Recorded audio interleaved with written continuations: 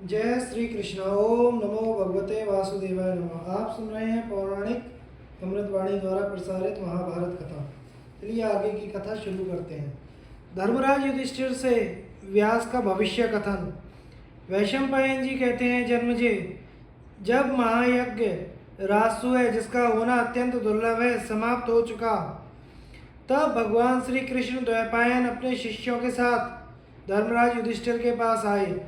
युधिष्ठिर ने भाइयों के साथ उठकर पाद्य आसन आदि के द्वारा उनकी पूजा की और उन्होंने स्वर्ण सिंहासन पर बैठकर युधिष्ठिर आदि पांडवों को भी बैठने की आज्ञा दी। उन सबके बैठ जाने पर भगवान व्यास ने कहा, कुंती नंदन, तुमने परम दुर्लभ सम्राट पद प्राप्त करके इस देश की बड़ी उन्नति की है। यह बड़े सौभाग्य की बात है कि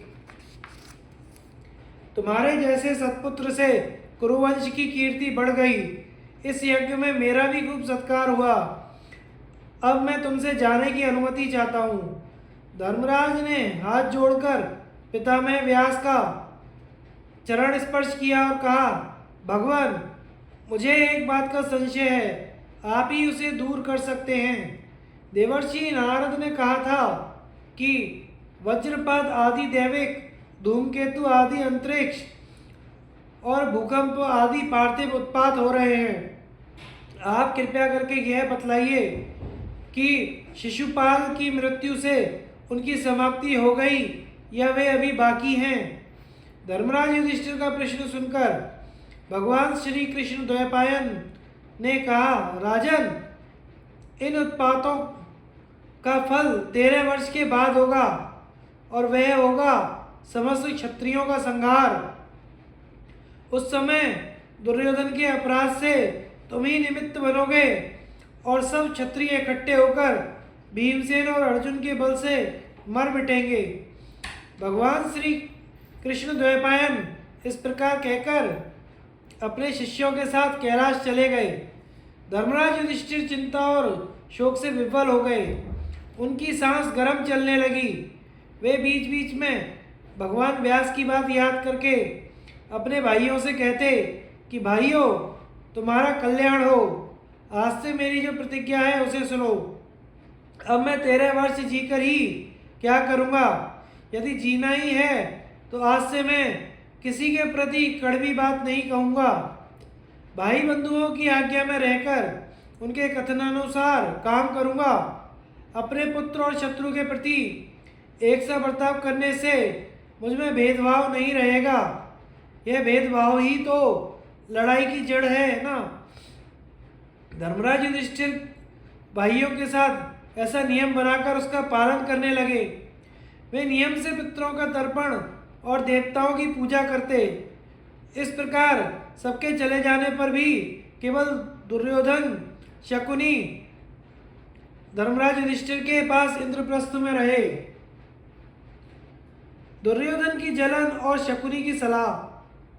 वैशंपायन जी कहते हैं, जन्मजे, राजा दुर्योधन ने शकुनी के साथ इंद्रप्रस्थ में ठहरकर धीरे धीरे सारी सभा का निरीक्षण किया। उसने वहां ऐसा कला कौशल देखा जो हस्तिनापुर में कभी नहीं देखा था। एक दिन सभा में घूमते समय दुर्योधन किसी स्फटिक के चौक में पहुंच गया और उसे जल समझकर उसने अपना वस्त्र उठा लिया। पीछे अपना भ्रम जानकर उसे दुख हुआ और वह यूं ही इधर उधर भटकने लगा। अंत में वह स्थल को जल समझकर गिर पड़ा और दुखी एवं लज्जित हुआ।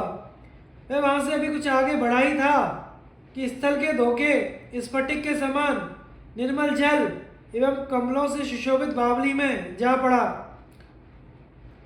धर्मराज की आज्ञा से सेवकों ने उसे उत्तम उत्तम वस्त्र लाकर दिए। उसकी यह दशा देखकर भीमसेन, अर्जुन, नकुल, सहदेव सबके सब हंसने लगे। दुर्योधन के असहिष्णु चित्त में उनकी हंसी से कष्ट तो अवश्य हुआ, परंतु उसने अपने मन का भाव छिपा लिया और उनकी ओर दृष्टि उठाकर देखा भी नहीं। इसके बाद जब वह दरवाजे के आकार की स्फटिक निर्मित भीत को फाटक समझकर घुसने लगा, तब ऐसी टक्कर लगी कि उसे चक्कर आ गया। एक स्थान पर तो बड़े बड़े किवाड़ धक्का देकर खोलने लगा तो दूसरी ओर गिर पड़ा। एक बार सही दरवाजे पर पहुंचा तो भी धोखा समझकर उधर से लौट आया। इस प्रकार बार बार धोखा खाने और यज्ञ की अद्भुत विभूति देखने से दुर्योधन के मन में बड़ी जलन एवं पीड़ा हुई। वह युधिष्ठिर से अनुमति लेकर हस्तिनापुर की ओर चल पड़ा।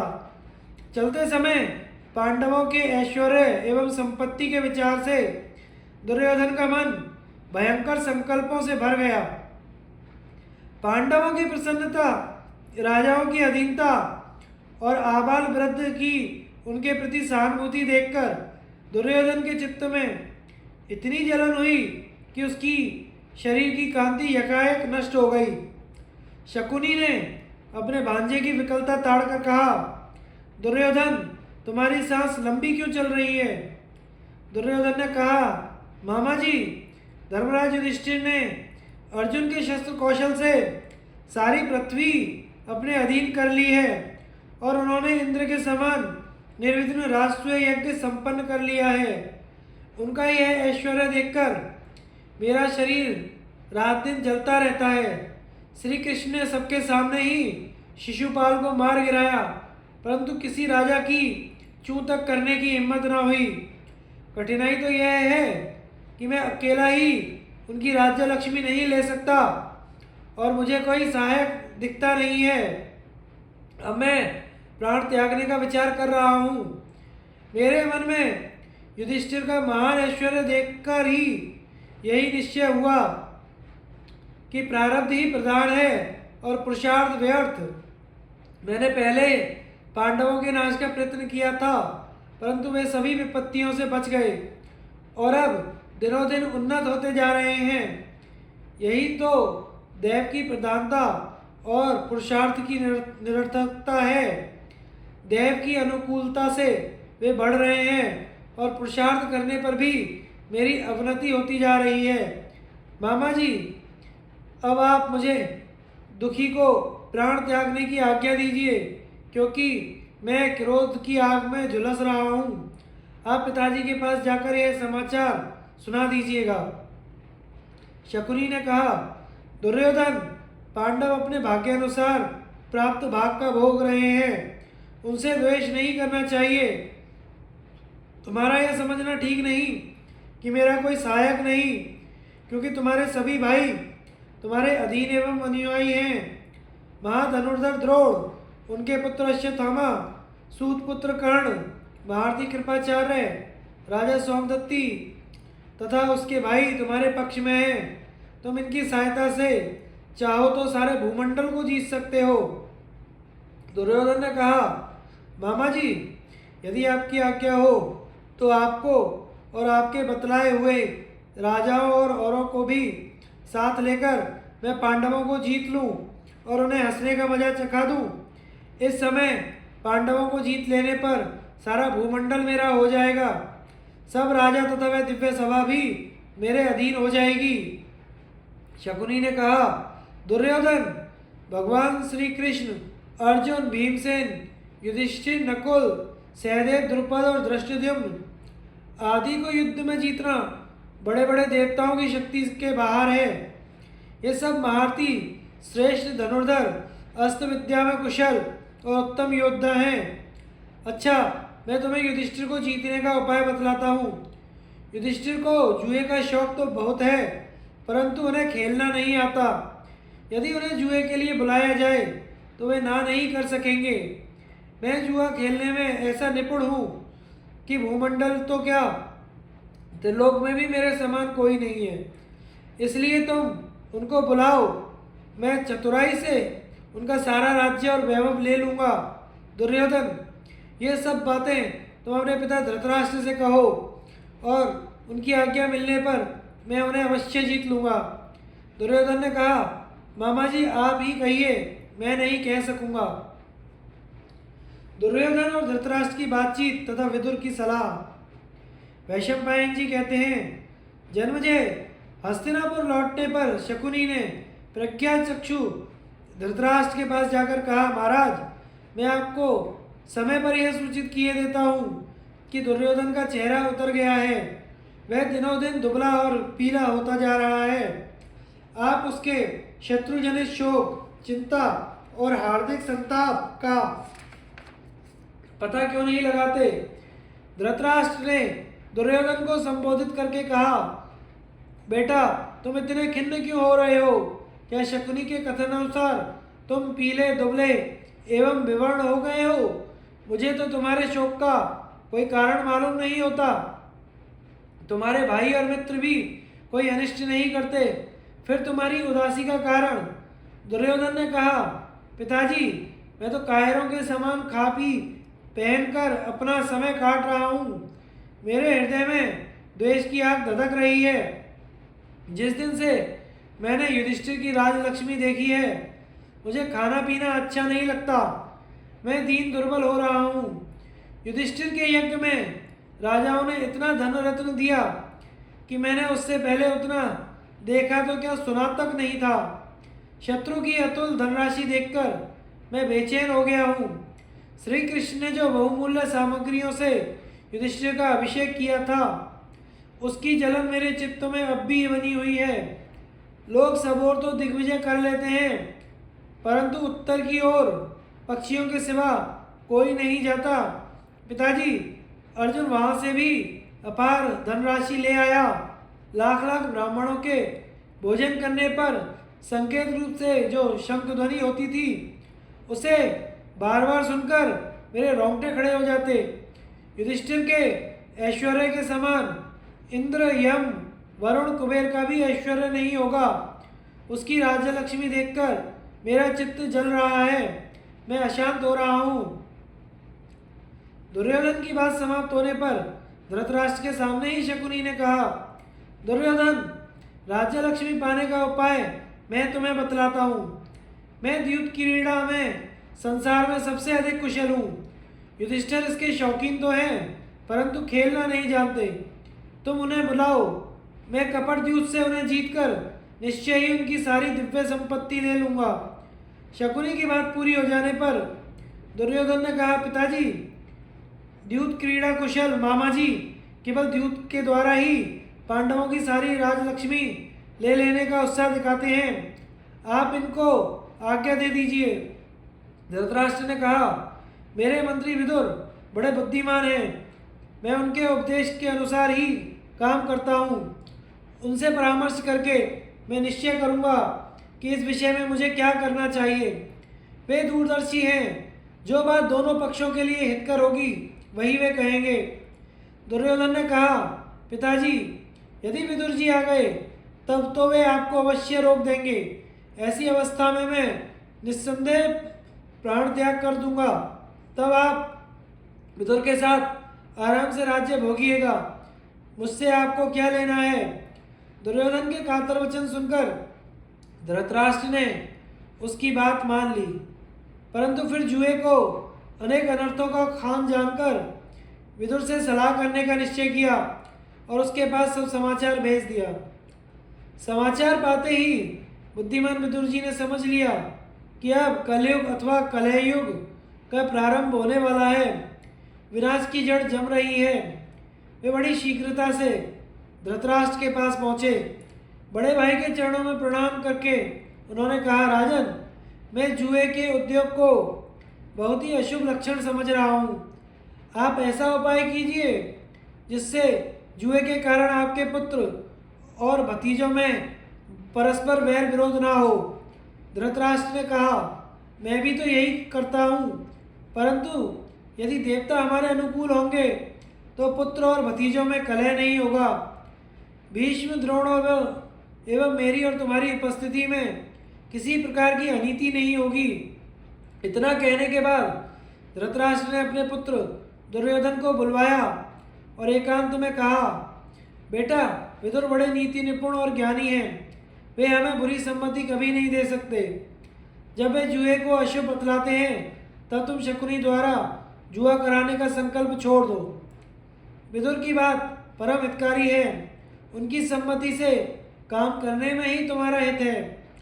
भगवान बृहस्पति ने देवराज इंद्र को जिस नीति शास्त्र का उपदेश किया था, विदुर उसके मर्मज्ञ हैं। यादवों में जैसे उद्धव, वैसे ही कौरवों में विदुर। मुझे तो जुए में विरोध ही विरोध दिख रहा है। जुआ आपस की फूट का मूल कारण है, इसलिए तुम इसका उद्योग बंद कर दो। देखो, माता पिता का काम है हित अहित समझा देना, सो मैंने कर दिया। तुम्हें वंश परंपरागत राज्य प्राप्त हो गया है और मैंने तुम्हें पढ़ा लिखा कर पक्का भी कर दिया है। जुए में क्या रखा है, छोड़ो यह बखेड़ा। दुर्योधन ने कहा, पिताजी, मेरी धन संपत्ति तो बहुत ही साधारण है, इससे मुझे संतोष नहीं। मैं युधिष्ठिर की सौभाग्य लक्ष्मी और उनके अधीन सारी पृथ्वी देखकर बेचैन हो रहा हूँ। मेरा कलेजा बेहर रहा है। हाय, मेरा कलेजा पत्थर का है, तभी तो मैं इतनी बातें करता और सब कुछ सहता हूँ। मैंने अपनी आँखों देखा है कि युधिष्ठिर के यहाँ नीप, चित्रक, कौकुर, कारस्कार और लोहजंग आदि राजा दासों के समान विनीत भाव से सेवा टहल कर रहे थे। समुद्र के अनेक द्वीपों, रत्नों की खानों और हिमालय के राजा तनिक देर करके आए थे, इसलिए उनकी भेंट अस्वीकार कर दी गई। युधिष्ठिर ने मुझे ही ज्येष्ठ और श्रेष्ठ समझकर सत्कार के साथ रत्नों की भेंट लेने के लिए नियुक्त किया था, इसलिए मैं सब कुछ जानता हूँ। हीरों, रत्नों, मणि माणक्यों की इतनी राशि इकट्ठी हो गई थी कि उसके ओर छोर का पता तक नहीं चलता था। जब मैं रत्नों की भेंट लेते लेते थक गया, मैंने क्षण भर विश्राम किया, तब भेंट के लिए राजाओं की बड़ी बड़ी भीड़ दूर तक लग गई। मैं दानव बिंदु सरोवर से अनेकों रत्न ले आया है और स्फटिक की शिलाएं बिछाकर बावली सी नदी बना दी है। मैंने उसे जल समझ लिया और स्फटिक के गज पर वस्त्र उठाकर चलने लगा। भीमसेन ने यह समझकर हंस दिया कि यह हमारी संपत्ति देखकर भौचक्का हो गया है और रत्नों की पहचान में तो बिल्कुल मूर्ख है। जिस समय मैं बावली को स्फटिक का गज समझकर जल में गिर गया, उस समय भीमसेन ही नहीं, कृष्ण, अर्जुन, द्रौपदी तथा और भी बहुत सी स्त्रियां हंसने लगी। इससे मेरे चित्त को बड़ी चोट लगी है। जिन रत्नों के मैंने कभी नाम भी नहीं सुने थे, उन्हें मैंने पांडवों के पास अपनी आंखों देखा है। समुद्र पार या समुद्र तट के वनों में रहने वाले वैराम, पारद, अभीर और कितब जाति के लोग, जो वर्षा के जल से उत्पन्न अन्न के द्वारा ही जीवन निर्वाह करते हैं, अनेकों रत्न तरह के कंबल लिए भेंट देने के लिए फाटक पर खड़े थे, परंतु कोई भीतर उन्हें घुसने नहीं देता था। मलेच्छ देशाधिपति प्राग ज्योतिष नरेश, भगदत्त बहुत से ऊंची जाति के घोड़े और उपहार लेकर आए, परंतु उन्हें भीतर घुसने की आज्ञा नहीं मिली। चीन, शक, औड्र, जंगली, बर्बर, काले काले हिरण, हूण, पहाड़ी, नीप एवं अनूप देश के वासी राजा रोके जाने के कारण द्वार पर ही खड़े रहे। और भी कितने लोग दूर तक धावा मारने वाले हाथी, अरबों घोड़े, पद्मों के मूल्य का सोना भेंट में लेकर आए थे, परंतु उनकी भी वही गति हुई। पिताजी, आप तो जानते ही हैं कि मेरू और मंदराचल के बीच में शैलोदा नामक नदी है। उसके दोनों तटों पर बांसुरी के समान बजने वाले बांसों की घनी छाया में से खस, एकासन, अर, प्रदर, दीर्घ वेणु, पारद, कुलिंद, तंगण, परतंगण आदि जातियां बसती हैं।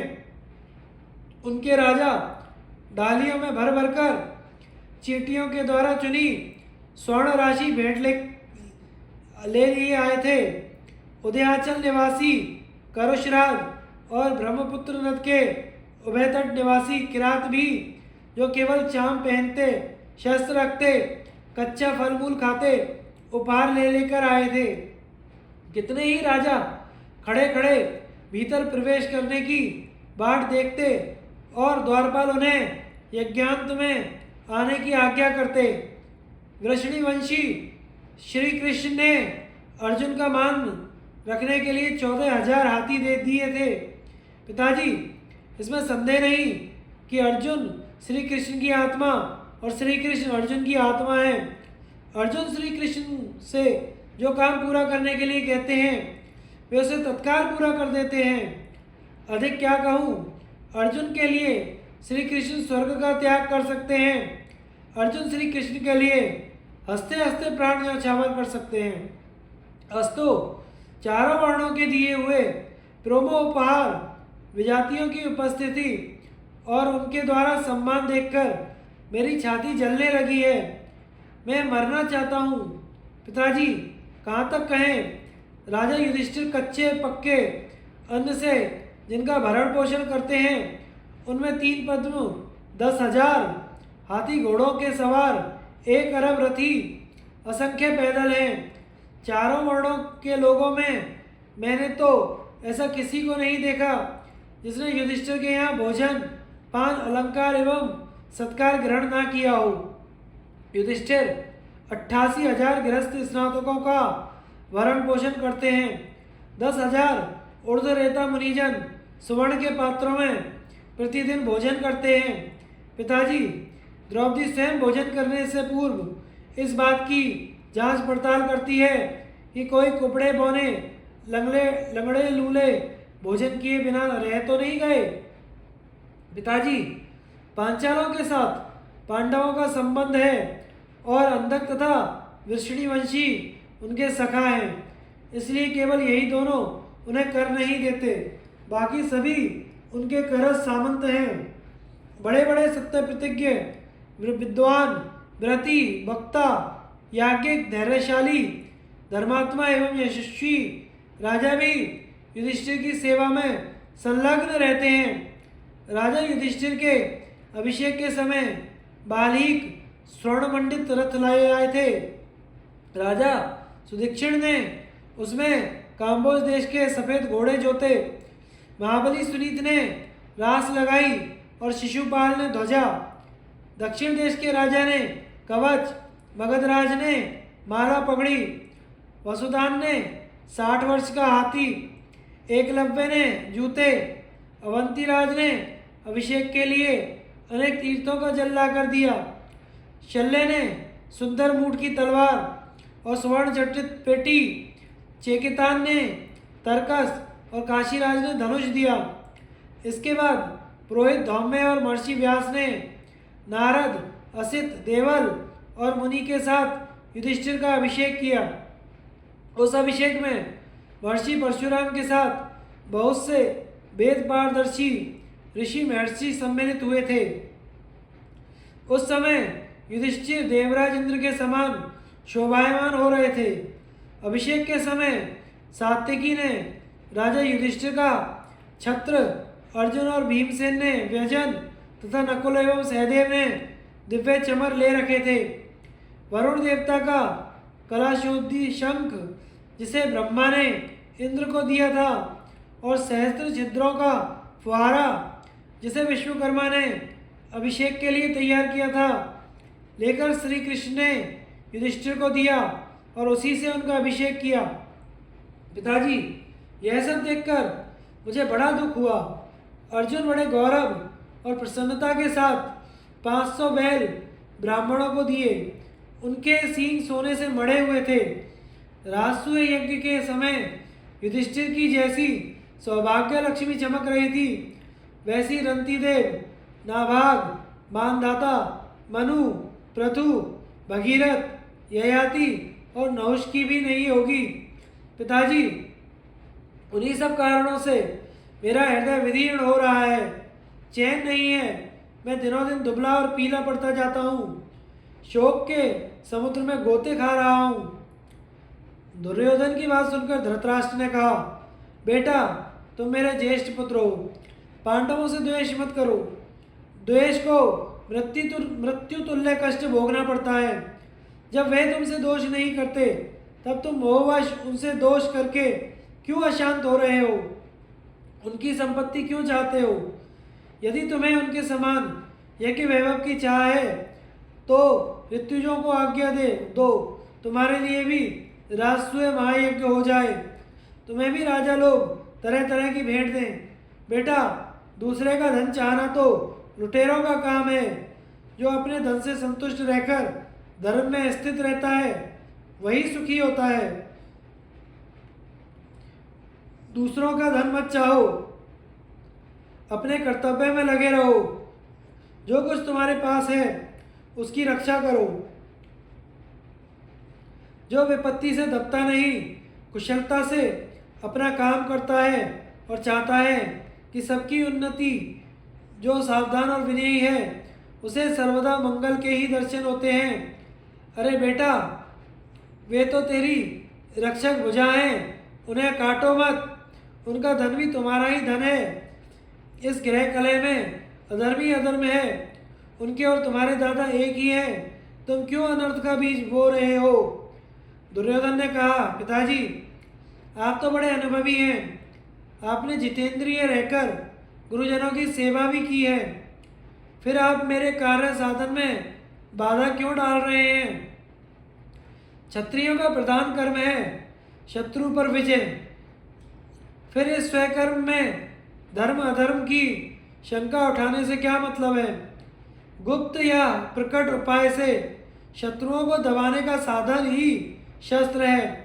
केवल मारकाट के साधनों को ही तो शस्त्र नहीं कहते। असंतोष से ही राज्य लक्ष्मी की प्राप्ति होती है। इसलिए मैं तो असंतोष से ही प्रेम करता हूँ। संपत्ति रहने पर भी उसकी वृद्धि के लिए प्रयत्न करना नीति निपुणता है। जो असावधानतावश शत्रु की उन्नति की ओर उदासीन रहता है वह उसके हाथों अपना सर्वस्व खो बैठता है। वृक्ष की जड़ में लगे दीमक अपने आश्रय वृक्ष को ही खा डालते हैं। वैसे ही साधारण शत्रु भी बल वीर्य से अभिवृद्ध होकर बड़े बड़ों का संहार कर डालते हैं। शत्रु की लक्ष्मी को देखकर प्रसन्न नहीं होना चाहिए। हर समय न्याय को सिर पर चढ़ाए रखना भी भारी ही है।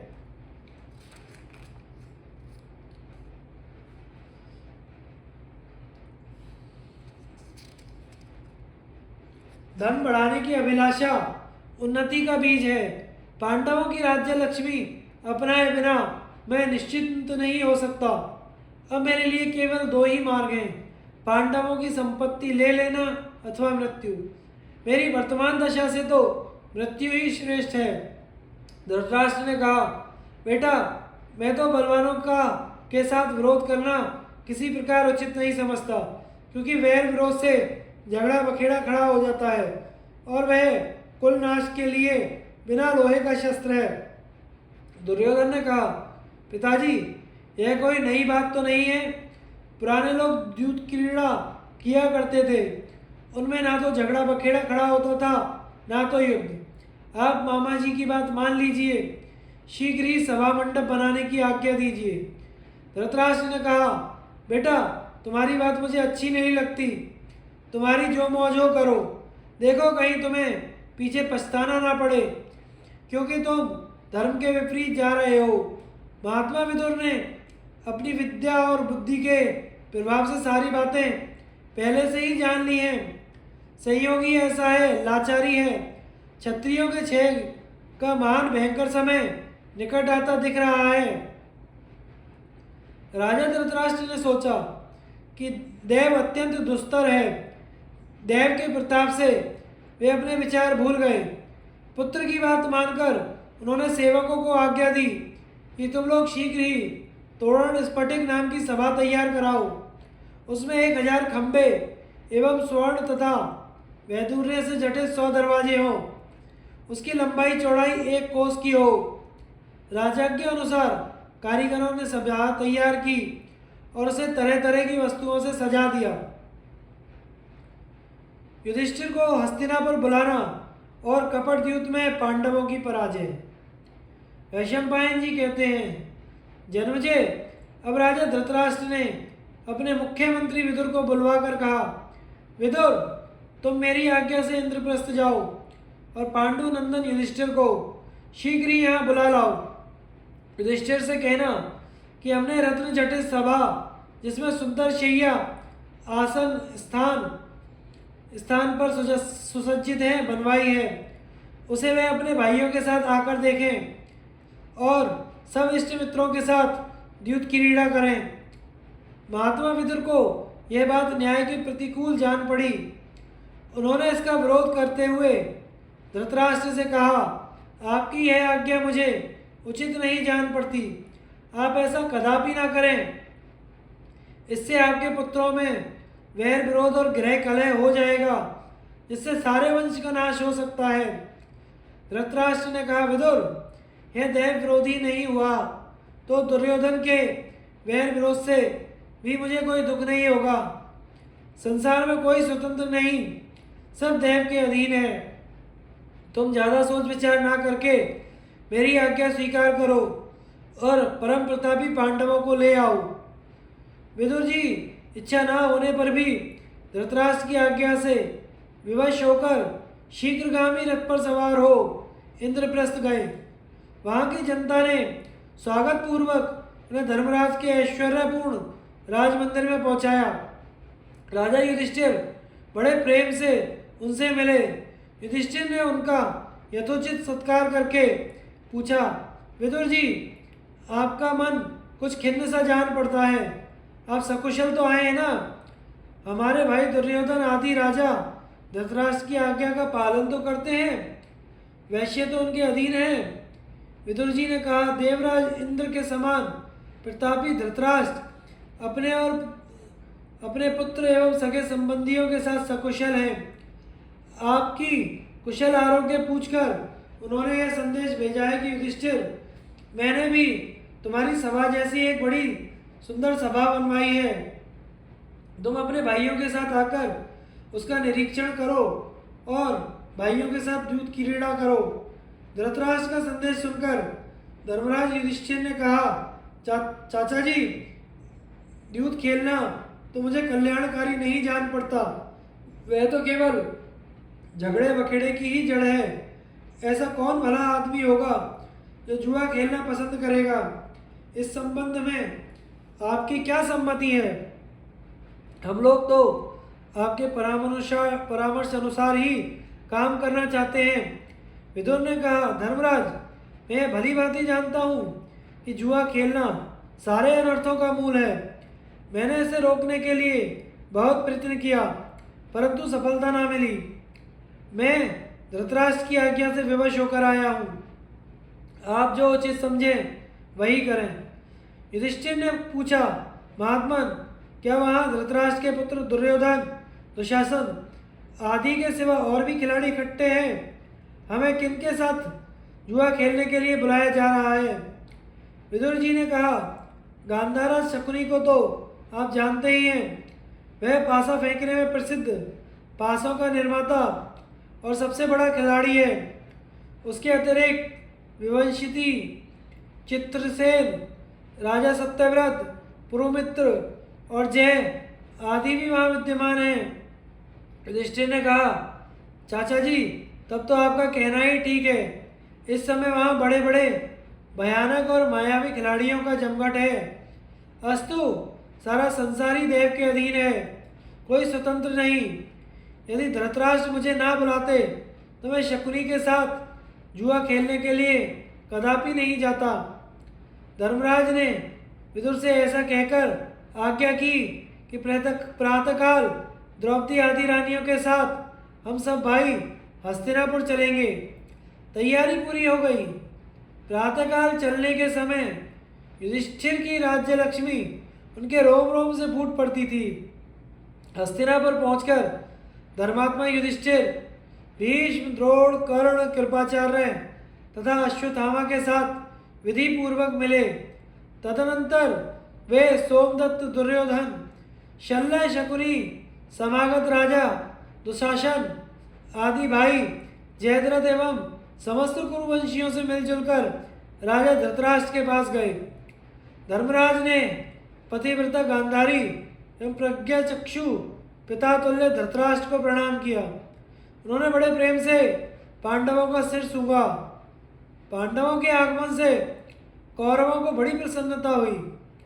धृतराष्ट्र ने उन्हें रत्न जड़ित महलों में ठहराया द्रौपदी आदि स्त्रियां भी अंतःपुर की स्त्रियों से यथा योग्य मिली।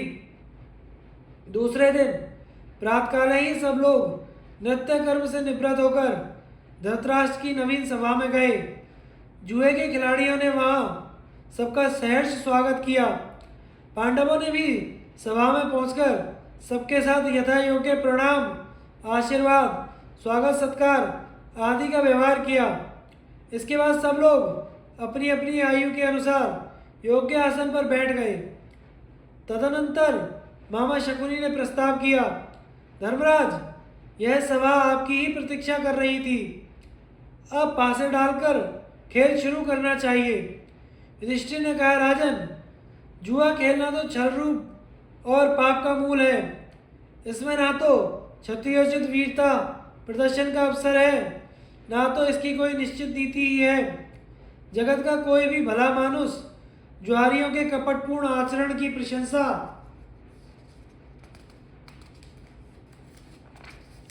नहीं करता। आप जुए के लिए क्यों उतावले हो रहे हैं? आपको निर्दय पुरुषों के समान कुमार्ग से हमें पराजित करने का प्रयत्न नहीं करना चाहिए। शकुनी ने कहा, युधिष्ठिर, देखो, बलवान और शस्त्र कुशल पुरुष दुर्बल और शस्त्रहीन के ऊपर प्रहार करते हैं। ऐसी धूर्तता तो सभी कामों में है।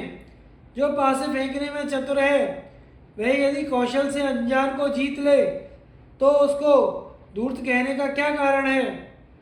युधिष्ठिर ने कहा, अच्छी बात, यह तो बतलाइए, यह इकट्ठे लोगों में से मुझे किसके साथ खेलना होगा और कौन दांव लगाएगा? कोई तैयार हो तो खेल शुरू किया जाए। दुर्योधन ने कहा, दांव लगाने के लिए धन और रत्न मैं दूंगा, परंतु मेरी ओर से खेलेंगे मेरे मामा शकुनी। जुआ प्रारंभ हुआ। उस समय धृतराष्ट्र के साथ बहुत से राजा वहां आकर बैठ गए। भीष्म, द्रोण, कृपाचार्य, विदुर जी भी, यद्यपि उनके मन में बड़ा खेद था। युधिष्ठिर ने कहा, सागरावर्त में उत्पन्न सुवर्ण के सब आभूषणों में श्रेष्ठ परम सुंदर मणि में हार में दांव पर रखता हूँ। आप बताइए, आप दांव पर क्या रखते हैं? दुर्योधन ने कहा, मेरे पास बहुत सी मणियां और धन है। मैं उनके नाम गिनाकर अहंकार नहीं दिखाना चाहता। आप इस दांव को जीतिए तो। दांव लग जाने पर पासों के विशेषज्ञ शकुनी ने हाथ में पासे उठाए और बोला, यह दांव मेरा रहा। इस प्रकार उसने पासे डाले कि सचमुच उसकी जीत रही। युधिष्ठिर ने कहा, शकुनी, यह तो तुम्हारी चालाकी है। अच्छा, मैं इस बार 1,18,000 मोहरों से भरी थैलियां, अक्षय धन भंडार, बहुत सी स्वर्ण राशि दांव पर लगाता हूँ। शकुनी ने इसको भी जीत लिया। यह कहकर पासे फेंके और उसी की जीत हुई।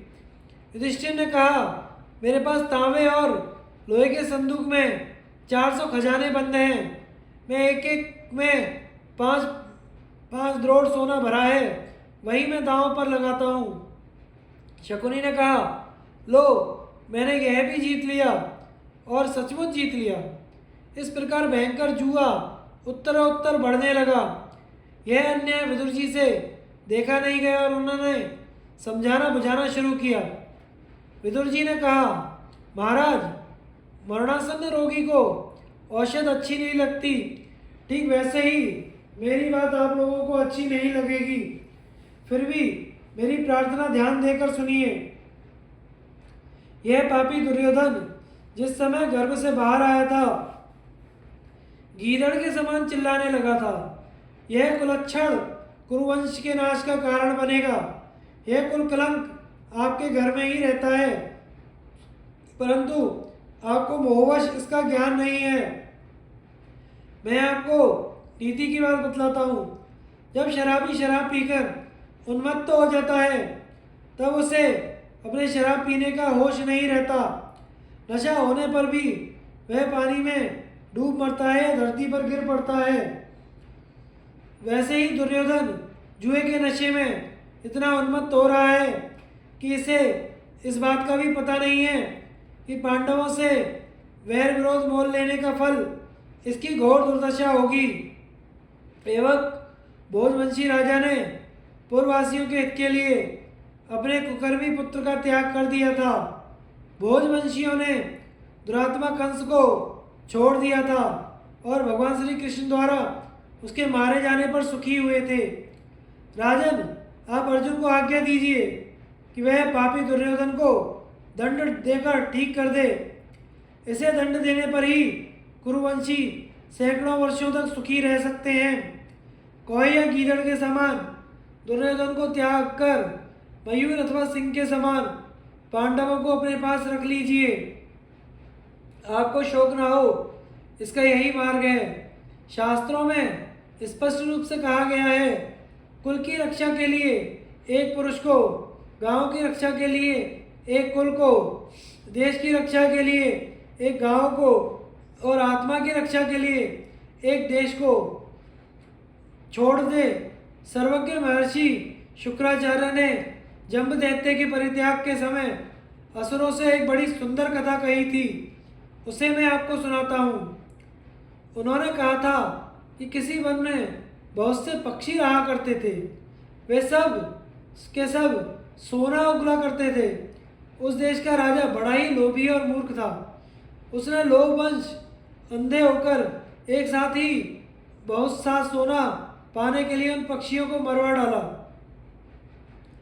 जबकि वे अपने अपने घोंसलों में निरीह भाव से बैठे हुए थे। इस पाप का फल क्या हुआ? यही कि उस समय तो सोना नहीं मिला और आगे का मार्ग भी बंद हो गया। मैं स्पष्ट कह देता हूँ, पांडवों की महान धनराशि पाने से आप लोग उनके साथ द्रोह ना करें, नहीं तो उसी लोभांध राजा के समान आप लोगों को भी पीछे पछताना पड़ेगा। राजर्षि भरत की पवित्र संतानों, जैसे माली उद्यान के वृक्ष को सींचता है और समय समय पर खिले पुष्पों को चुनता भी रहता है, वैसे ही आप पांडवों को स्नेह जल से सींचते रहिए। उपहार रूप में उनसे बार बार थोड़ा थोड़ा धन लेते रहिए। वृक्षों की जड़ में आग लगाकर उन्हें भस्म करने के समान पांडवों का सर्वनाश करने की चेष्टा मत कीजिए। आप निश्चय समझिए, पांडवों का विरोध करने का फल यह होगा कि आपके सेवक मंत्री पुत्रों को यमराज का अतिथि बनना पड़ेगा। ये जब इकट्ठे होकर रणभूमि में आएंगे, तब देवताओं के समान स्वयं इंद्र भी इनका मुकाबला नहीं कर सकेंगे। सभ्यों, जुआ खेलना कलह का मूल है। जुए से आपस का प्रेम भाव नष्ट हो जाता है, बड़े भय का बनाव बन जाता है। दुर्योधन इस समय उसी विपत्ति की सृष्टि में संलग्न है। इसके अपराध से प्रतीप, शांतनु और बालीक के वंशज घोर संकट में पड़ जाएंगे। जैसे उन्मत्त बैल अपने सींगों से अपने आप को ही घायल कर देता है, वैसे ही दुर्योधन उन्मादवश अपने राज्य से मंगल का बहिष्कार कर रहा है। आप लोग स्वयं विचार कीजिए, मोहवश अपने विचार का तिरस्कार मत कीजिए। महाराज, आप दुर्योधन की जीत देखकर प्रसन्न हो रहे हैं, परंतु इसी के कारण शीघ्र ही युद्ध का आरंभ होगा, जिसमें बहुत से वीर मारे जाएंगे। आप बातों में तो जुए से भी विरोध प्रकट करते हैं, परंतु भीतर भीतर से उसे चाहते हैं। यह विचारहीनता है। पांडवों का विरोध बड़े अनर्थ का कारण होगा। प्रतीप, शांतनु के वंशजों, आप लोग इस सभा में दुर्योधन आदि की व्यंग्योक्ति और कड़ी बातों को सहन कर लें, परंतु इस अज्ञानी के अनुयायी बनकर धधकती आग में ना कूदें। ये जुए के पागल जब पांडवों का भरपेट तिरस्कार कर लेंगे, वे अपना क्रोध ना रोक सकेंगे। तब घोर उपद्रव के समय आप लोगों में से कौन मध्यस्थ बनेगा? महाराज, आप तो जुए से पहले भी कोई दरिद्र नहीं थे, धनी थे। फिर आपने जुए से धन बटोरने का उपाय क्यों सोचा? यदि आप पांडवों का धन जीत भी लें, तो भी इससे आपका क्या भला हो जाएगा? आप पांडवों का धन नहीं, पांडवों को ही अपनाइए। फिर तो उनकी सारी संपत्ति अपने आप आपकी हो जाएगी। इस पहाड़ी शकुनी के द्यूत कौशल से मैं अपरिचित नहीं हूँ। यह छल करना खूब जानता है। बस अब बहुत हो चुका। यह जिस राह आया है उसी राह शीघ्र ही से यहाँ से लौटा दीजिए। पांडवों के साथ लड़ाई मत ठानिए। दुर्योधन ने कहा, विदुर, यह कौन सी बात है कि तुम सदा शत्रुओं की प्रशंसा और हम लोगों की निंदा करते रहते हो। अपने स्वामी की निंदा करना तो कृतज्ञता है। तुम्हारी जीभ तुम्हारे मन की बात बतला रही है। तुम भीतर ही भीतर हमारे विरोधी हो। तुम हमारे ही लिए गोद में बैठे सांप के समान हो और पालने वाले का गला घोंटने पर उतारू हो। इससे बढ़कर पाप और क्या होगा? क्या तुम्हें इसका भय नहीं? तुम समझ लो कि मैं चाहे जो कर सकता हूँ। मेरा अपमान मत करो और कड़वी बात भी मत बोलो।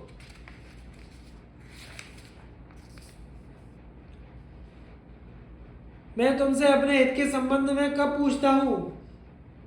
बहुत सह चुका, हद हो गई। अब मुझे मत भेदो। देखो, संसार का शासन करने वाला एक ही है, दो नहीं। वही माता के गर्भ में शिशु पर शासन करता है। मैं भी उसके शासन के अनुसार काम कर रहा हूँ। तुम बीच में उछल कूद मत मचाओ, शत्रु मत बनो, मेरे काम में हस्तक्षेप मत करो।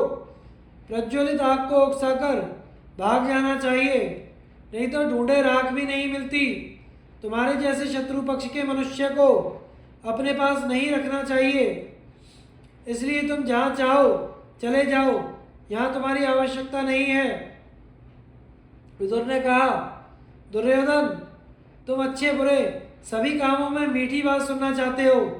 अरे भाई, तब तो तुम्हें स्त्रियों और मूर्खों की सलाह लेनी चाहिए। देखो, चिकनी चुपड़ी कहने वाले पापियों की कमी नहीं है, परंतु वैसे लोग दुर्लभ हैं जो अप्रिय किंतु हितकारी बात कहें, जो अपने स्वामी के प्रिय अप्रिय का ख्याल ना करके धर्म पर अटल रहता है और अप्रिय होने पर भी हितकारी बात करता है, वही राजा का सच्चा सहायक है। देखो, क्रोध एक तीखी जलन है, यह बिना रोग का रोग है, कीर्तिनाशक और घोर दुर्गंध युक्त है। इसे सत्पुरुष ही शमन कर सकते हैं, दुर्जन नहीं। तुम इसे पी जाओ और शांति प्राप्त करो। मैं सर्वदा धृतराष्ट्र और उनके पुत्रों के धन और यश की बढ़ती चाहता हूँ। तुम्हारी जो इच्छा हो करो, मैं तुम्हें दूर से नमस्कार करता हूँ। विदुर जी मौन हो गए। शकुनी ने कहा, युधिष्ठिर, अब तक तुम बहुत सा धन हार चुके हो। यदि तुम्हारे पास कुछ और बचा हो तो दांव पर रखो। युधिष्ठिर ने कहा, शकुनी, मेरे पास असंख्य धन है, मैं उसे जानता हूँ, परंतु तुम उसे पूछने वाले कौन? अयोत प्रयोत पदम अर्बुद खर्व शंख निखर्व महापद्म कोटि मध्यम परार्ध तथा इससे अधिक धन मेरे पास है, मैं सब दांव पर लगाता हूँ। शकुनी ने पासा फेंकते हुए कहा, यह लो, जीत लिया मैंने। युधिष्ठिर ने कहा, ब्राह्मणों और उनकी संपत्ति को छोड़कर नगर देश भूमि प्रजा और उसका धन मैं दांव पर लगाता हूँ। शकुनी ने पूर्ववत छल से पासे फेंक कर कहा, लो, यह भी मेरा रहा। युधिष्ठिर ने कहा, जिनके नेत्र लाल और सिंह के कंते हैं, जिनका वर्ण श्याम और भरी जवानी है, उन्हीं नकुल को, हाँ, अपने प्यारे भाई नकुल को मैं दांव पर लगाता हूँ। शकुनी ने कहा, अच्छा, तुम्हारे प्यारे भाई राजकुमार नकुल भी अधीन हो गए। और पासे फेंककर उसने कहा, हमारी जीत रही। युधिष्ठिर ने कहा, मेरे भाई सहदेव धर्म के व्यवस्थापक हैं, इन्हें सब लोग पंडित कहते हैं। अवश्य ही मेरे प्यारे भाई सहदेव दांव पर लगाने योग्य नहीं हैं, फिर भी मैं इन्हें दांव पर रखता हूँ। शकुनी ने पूर्ववत सहदेव को भी जीत लिया। युधिष्ठिर ने कहा, मेरे भाई अर्जुन प्रतापी वीर और संग्राम विजयी हैं, ये दांव पर लगाने योग्य नहीं है, फिर भी मैं इन्हें दांव पर रखता हूँ। शकुनी ने फिर छल से पासे फेंककर अपनी जीत घोषित कर दी। युधिष्ठिर ने कहा, भीमसेन हमारे सेनापति हैं, ये अनुपम बली हैं, इनके कंधे सिंह के समान हैं और भौहें चढ़ी रहती हैं, गदा युद्ध में प्रवीण हैं और सर्वदा शत्रुओं पर क्रोधित रहते हैं। मेरे भाई भीमसेन अवश्य ही दांव पर रखने योग्य नहीं है, फिर भी मैं इन्हें दांव पर रखता हूँ। शकुनी ने इस बार भी अपनी जीत बतलाई। युधिष्ठिर ने कहा, मैं सब भाइयों में बड़ा और सबका प्यारा हूँ, मैं अपने को दांव पर लगाता हूँ, यदि मैं हार जाऊंगा तो तुम्हारा काम करूंगा। शकुनी ने कहा, यह मारा और पासे फेंककर अपनी जीत घोषित कर दी। शकुनी ने धर्मराज से कहा, राजन, तुमने अपने को जुए में हारकर बड़ा अनर्थ किया, क्योंकि दूसरा धन पास रहते अपने को हार जाना बड़ा अन्याय है। अभी तो तुम्हारे पास दांव पर लगाने के लिए तुम्हारी प्रिया द्रौपदी बाकी है, तुम उसे दांव पर लगाकर अब की बार जीत लो। युधिष्ठिर ने कहा, शकुनी द्रौपदी सुशीलता, अनुकूलता और प्रियवादिता आदि गुणों से परिपूर्ण है। वह चरवाहों और सेवकों से भी पीछे सोती है, सबसे पहले जागती है, सभी कार्यों के होने ना होने का ख्याल रखती है। हाँ, मैं उसी सर्वांग सुंदरी लावण्यमयी द्रौपदी को दांव पर रख रहा हूँ। यद्यपि ऐसा करते समय मुझे महान कष्ट हो रहा है। युधिष्ठिर के ऐसा कहने पर चारों ओर से धिक्कार की बौछारें आने लगी। सारी सभा क्षुब्ध हो उठी। सभ्य राजा शोकाकुल हो गए। भीष्म, द्रोण, कृपाचार्य आदि महात्माओं के शरीर पसीने से लथपथ हो गए। विदुर जी ने सिर पकड़कर लंबी सांस लेते हुए मुंह लटकाकर चिंताग्रस्त हो गए। धृतराष्ट्र हर्षित हो रहे थे। वे बार बार पूछते, क्या हमारी जीत हो गई? दुशासन, कर्ण आदि की खल मंडली हंसने लगी, परंतु सभासदों की नेत्रों से आंसू बह रहे थे। दुष्टात्मा शकुनी ने विजय उन्माद से मत होकर यह लिया कहकर छल से पासे फेंके और अपनी विजय घोषित कर दी। कौरव सभा में द्रौपदी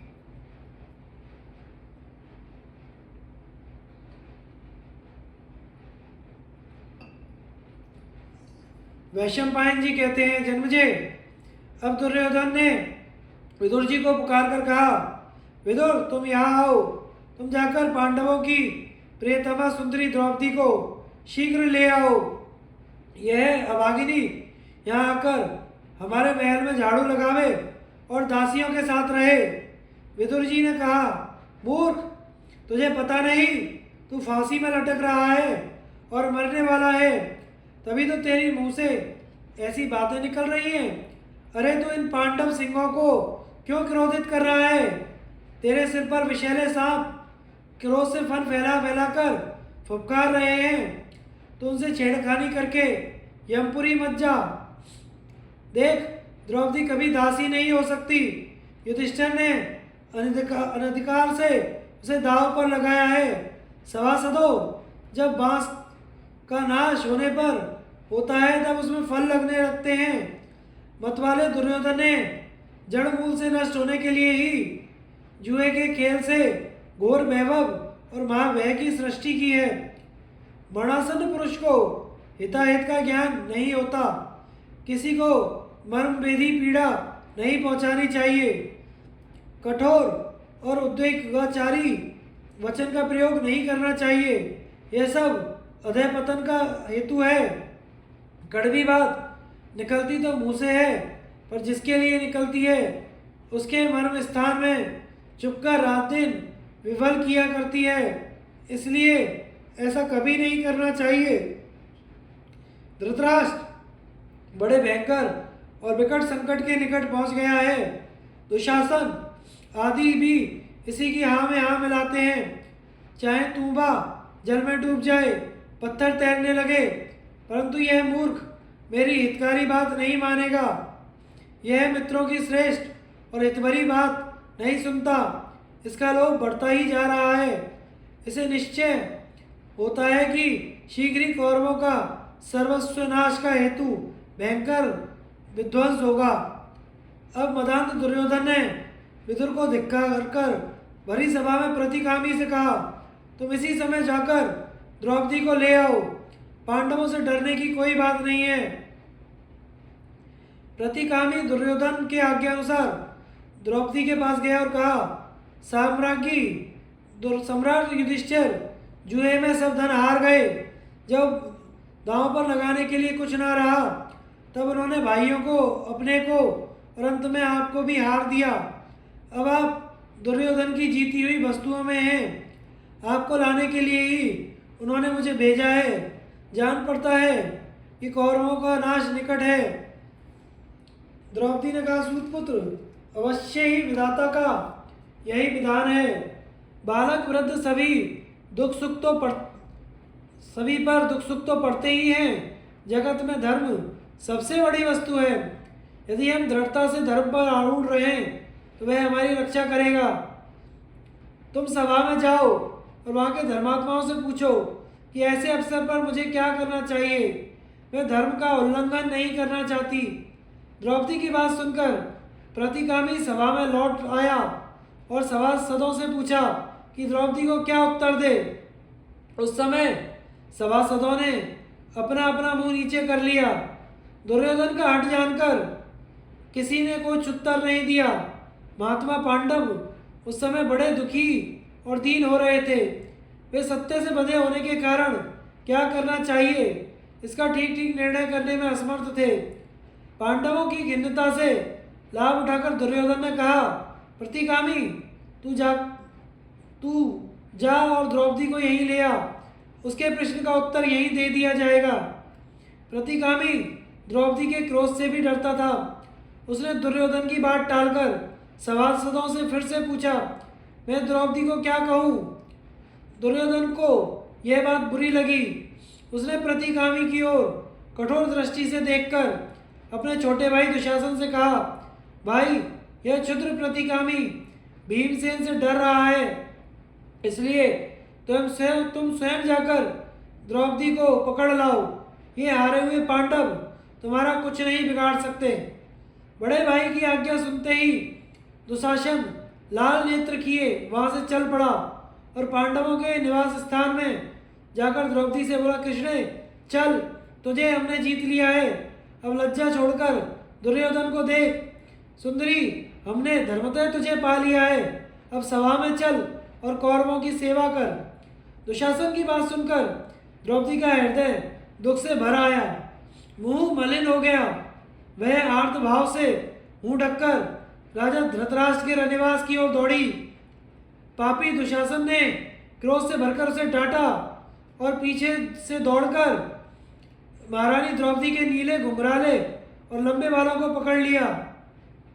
हाय हाय, अभी यही बाल कुछ ही दिनों पहले राजसूय यज्ञ में अभ्रत स्नान के समय मंत्रपूत जल से सींचे गए थे। दुरात्मा दुशासन पांडवों का तिरस्कार करने के लिए आज उन्हीं बालों को बलपूर्वक पकड़कर द्रौपदी को अनाथ के समान घसीटता चला जा रहा है। द्रौपदी का रोम रोम कांप रहा था, शरीर झुक गया, वो खिंची जा रही थी। द्रौपदी ने धीरे से कहा, अरे मूढ़ दुरात्मा दुशासन, मैं रजस्वला हूँ, एक ही वस्त्र पहने हूँ। ऐसी अवस्था में मुझे वहाँ ले जाना अनुचित है। दुशासन ने द्रौपदी की बात पर ध्यान न देकर उसके केशों को और भी जोर से पकड़ा और बोला, द्रुपद की बेटी, तू रजस्वला हो या एक वस्त्रा, भले ही तू नंगी हो, हमने तुझे जुए में जीता है। तू हमारी दासी है। अब तुझे नीच स्त्रियों के समान हमारी दासियों में रहना पड़ेगा। दुशासन द्रौपदी को सभा में घसीट लाया। दुशासन के घसीटने से द्रौपदी के केश बिखर गए, आधे शरीर से वस्त्र खिसक गया। वह लज्जावश क्रोध से लाल होकर धीरे धीरे बोली, अरे दुष्ट, इस सभा में सभी शास्त्र के ज्ञाता, क्रियावान, इंद्र के समान प्रतिष्ठित मेरे गुरुजन बैठे हैं। इनके सामने इस दशा में कैसे खड़ी हो सकूंगी। अरे दुराचारी, मुझे घसीट मत, नग्न मत कर। इस नीच कर्म से तनिक डर तो सही। देख, यदि इंद्र के साथ सारे देवता तेरी सहायता करें तो भी पांडवों के हाथ से तेरा छुटकारा ना होगा। धर्मराज अपने धर्म पर अटल हैं, वे सूक्ष्म धर्म का मर्म जानते हैं। मुझे तो उनमें गुण ही गुण दिखते हैं, तनिक भी दोष नहीं दिखता। हाय हाय, भरतवंश को धिक्कार है, इन कुपूतों ने क्षत्रियत्व का नाश कर दिया। ये सभा में बैठे हुए कौरव अपनी आंखों कुल की मर्यादा का नाश देख रहे हैं। द्रोण, भीष्म और महात्मा विदुर का आत्मबल कहाँ गया? बड़े बूढ़े इस अधर्म को क्यों देख रहे हैं? द्रौपदी की यह बात क्रोधित पांडवों की ओर देख कनखियों से देखते देखते कही, मानो वह उनके शरीर में दहकती हुई क्रोधाग्नि को और भी धधका रही हो। उस समय पांडवों को जैसा दुख हुआ वैसा संपूर्ण राज्य, धर्म, श्रेष्ठ रत्नों के छिन जाने पर भी नहीं हुआ। पांडवों की ओर देखकर दुशासन ने और भी जोर से द्रौपदी को घसीटा और ओ दासी कहकर ठठाकर हंसने लगा।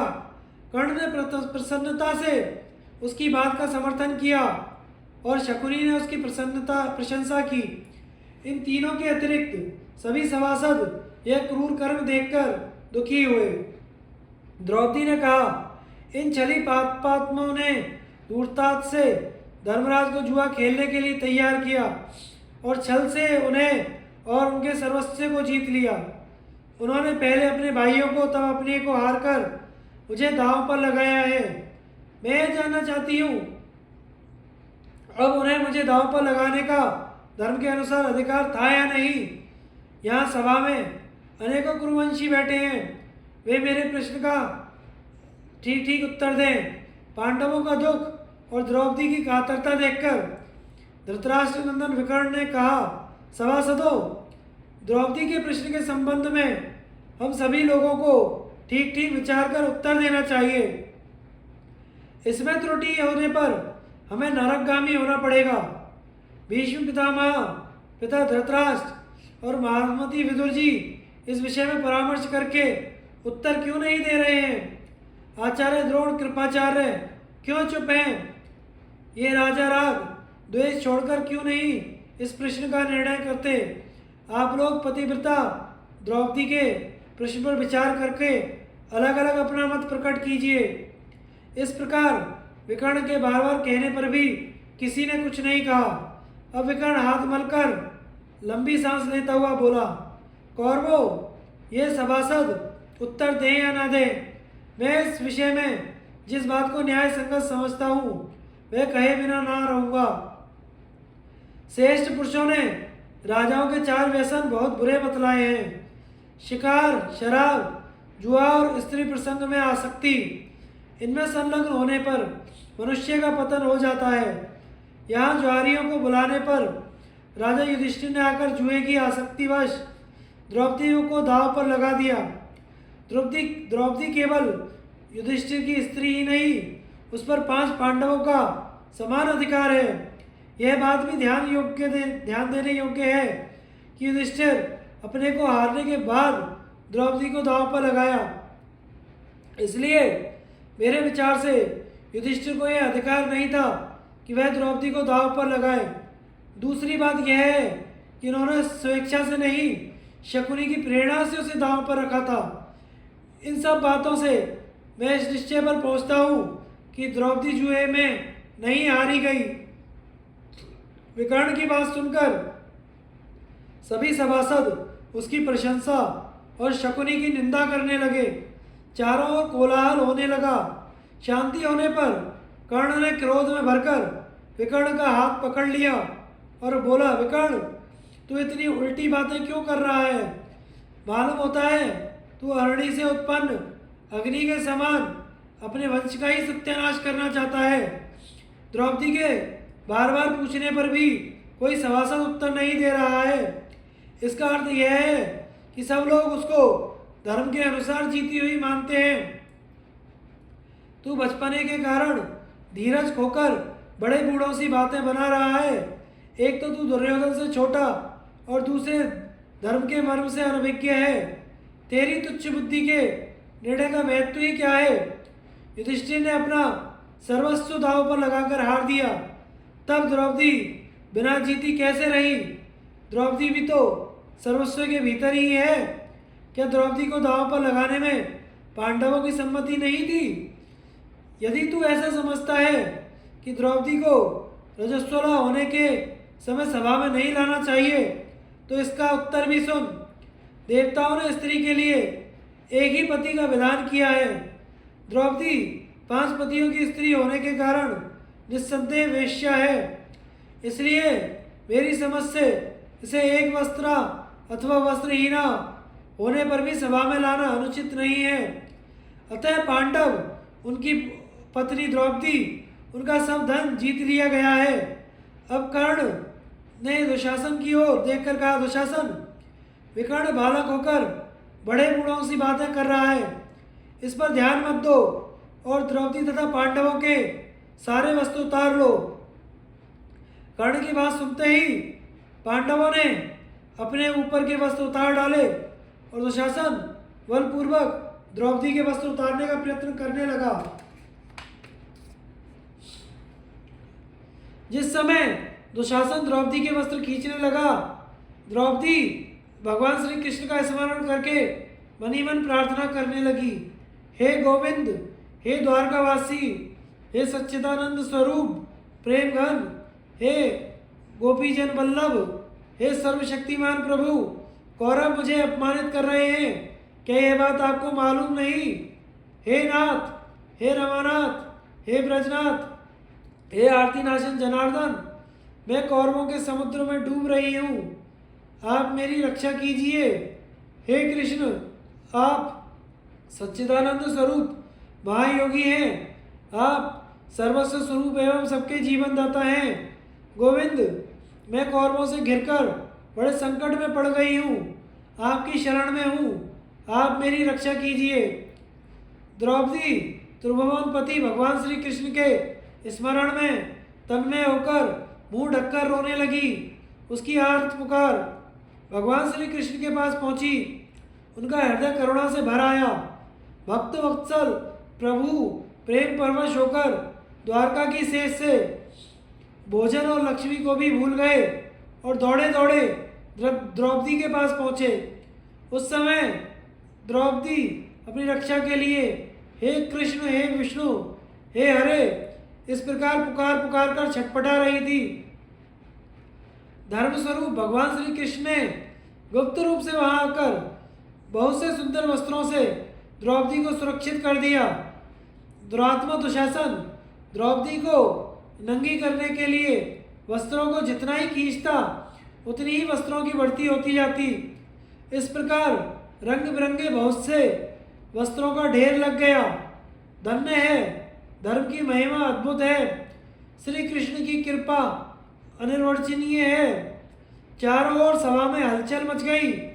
यह अद्भुत घटना देखकर सभी सभासद स्पष्ट रूप से दुशासन को धिक्कारने लगे और द्रौपदी की प्रशंसा करने लगे। उस समय भीमसेन के दोनों होठ क्रोध से कांप रहे थे। उन्होंने भरी सभा में हाथ से हाथ मलकर गरजते हुए शपथ ली, देश देशांतर के नृपतिगण ध्यान से मेरी बात सुने। ऐसी बात ना कभी किसी ने कही होगी, ना कभी कोई आगे कहेगा। मैं जो कुछ कह रहा हूँ, यदि वैसा ना करूँ तो मुझे अपने पूर्व पुरुषों की गति ना मिले। मैं शपथ खाकर कहता हूँ, मैं रणभूमि में बलात् भरत कुल कलंक पापी दुरात्मा दुशासन की छाती फाड़ डालूंगा और उसका गरम गरम खून पीऊंगा। भीमसेन की प्रतिज्ञा सुनकर सभी के रोंगटे खड़े हो गए। सभी सभासद भीमसेन की बुरी बुरी प्रशंसा और दुशासन की निंदा करने लगे। अब तक दुशासन द्रौपदी के वस्त्र खींचते खींचते थक गया था। वस्त्रों का ढेर लग गया। वह अपनी असमर्थता पर खींचकर लज्जा के मारे बैठ गया। चारों ओर तहलका मच गया। दुशासन के लिए सबके मुंह से धिक्कार धिक्कार शब्द निकलने लगे। लोग कहने लगे, कौरव द्रौपदी के प्रश्नों का उत्तर क्यों नहीं देते? हाय हाय, यह तो बड़े खेद की बात है। अब धर्म के मर्मज्ञ विदुर जी ने हाथ उठाकर सबको शांत करते हुए कहा, सभासद वृंद, द्रौपदी आप लोगों के सामने प्रश्न रखकर अनाथ के समान रो रही है, परंतु आप लोगों में से कोई भी उसके प्रश्न का उत्तर नहीं देता। यह अधर्म है। आर्त पुरुष दुखाग्नि से जलकर ही सभा की शरण लेता है। सभासदों को चाहिए कि सत्य और धर्म का आश्रय लेकर उसे शांति दें। श्रेष्ठ पुरुषों को सत्य के अनुसार धर्म संबंधी प्रश्नों की मीमांसा अवश्य करनी चाहिए। विकर्ण ने अपनी बुद्धि के अनुसार उत्तर दे दिया है। अब आप लोग भी राग द्वेष वेग को रोककर द्रौपदी के प्रश्न का उचित उत्तर दीजिए।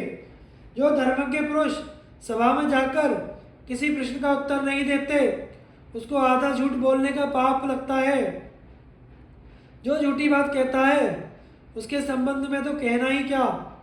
इस विषय में मैं आप लोगों को एक इतिहास सुनाता हूँ। वह इतिहास यह है कि एक बार दैत्यराज प्रहलाद के पुत्र विरोचन और अंगिरा ऋषि के पुत्र सुधन्वा ने एक कन्या प्राप्त करने के लिए आपस में विवाद कर लिया और मैं श्रेष्ठ हूँ ऐसी प्रतिज्ञा करके दोनों ने प्राणों की बाजी लगा ली। इस विवाद का निर्णय करने के लिए दोनों ने प्रहलाद जी को ही चुना। उनके पास जाकर दोनों ने पूछा, आप ठीक ठीक निर्णय दीजिए, हम दोनों में से श्रेष्ठ कौन है। प्रहलाद जी बड़े असमंजस में पड़ गए। एक और पुत्र के प्राण और दूसरी ओर धर्म, कुछ भी निश्चय न कर सकने के कारण प्रहलाद जी महर्षि कश्यप के पास गए। उनसे पूछा, महाभाग, आप देवता असुर और ब्राह्मणों का धर्म जानते हैं। इस समय मैं बड़े धर्म संकट में हूँ। आप कृपया करके यह बतलाइए कि किसी प्रश्न का उत्तर ना देने या जानबूझकर कुछ का कुछ उत्तर देने से क्या गति होती है। महर्षि कश्यप ने कहा, जो जानबूझकर राग द्वेष अथवा भय के कारण ठीक ठीक उत्तर नहीं देता अथवा जो गवाही देने में ढिलाई करता है या कुछ का कुछ कह देता है, वह वरुण के सहस्त्र पाशों से बांधा जाता है। प्रत्येक वर्ष में उसके पास की एक एक गांठ खुलती है। इसलिए जिसे सत्य का सुस्पष्ट ज्ञान हो, उसे सत्य बोलना चाहिए। जिस सभा में अधर्म से धर्म को दबा दिया जाता है, वहाँ के सभासद अधर्म को नहीं हटाते तो सभासद ही पाप भागी होते हैं। जिस सभा में निंदित पुरुष की निंदा नहीं होती, वहाँ सभापति को उसके अधर्म का आधा, करने वाले को चौथाई, अन्य सभासदों को भी पाप का चौथाई भाग प्राप्त होता है।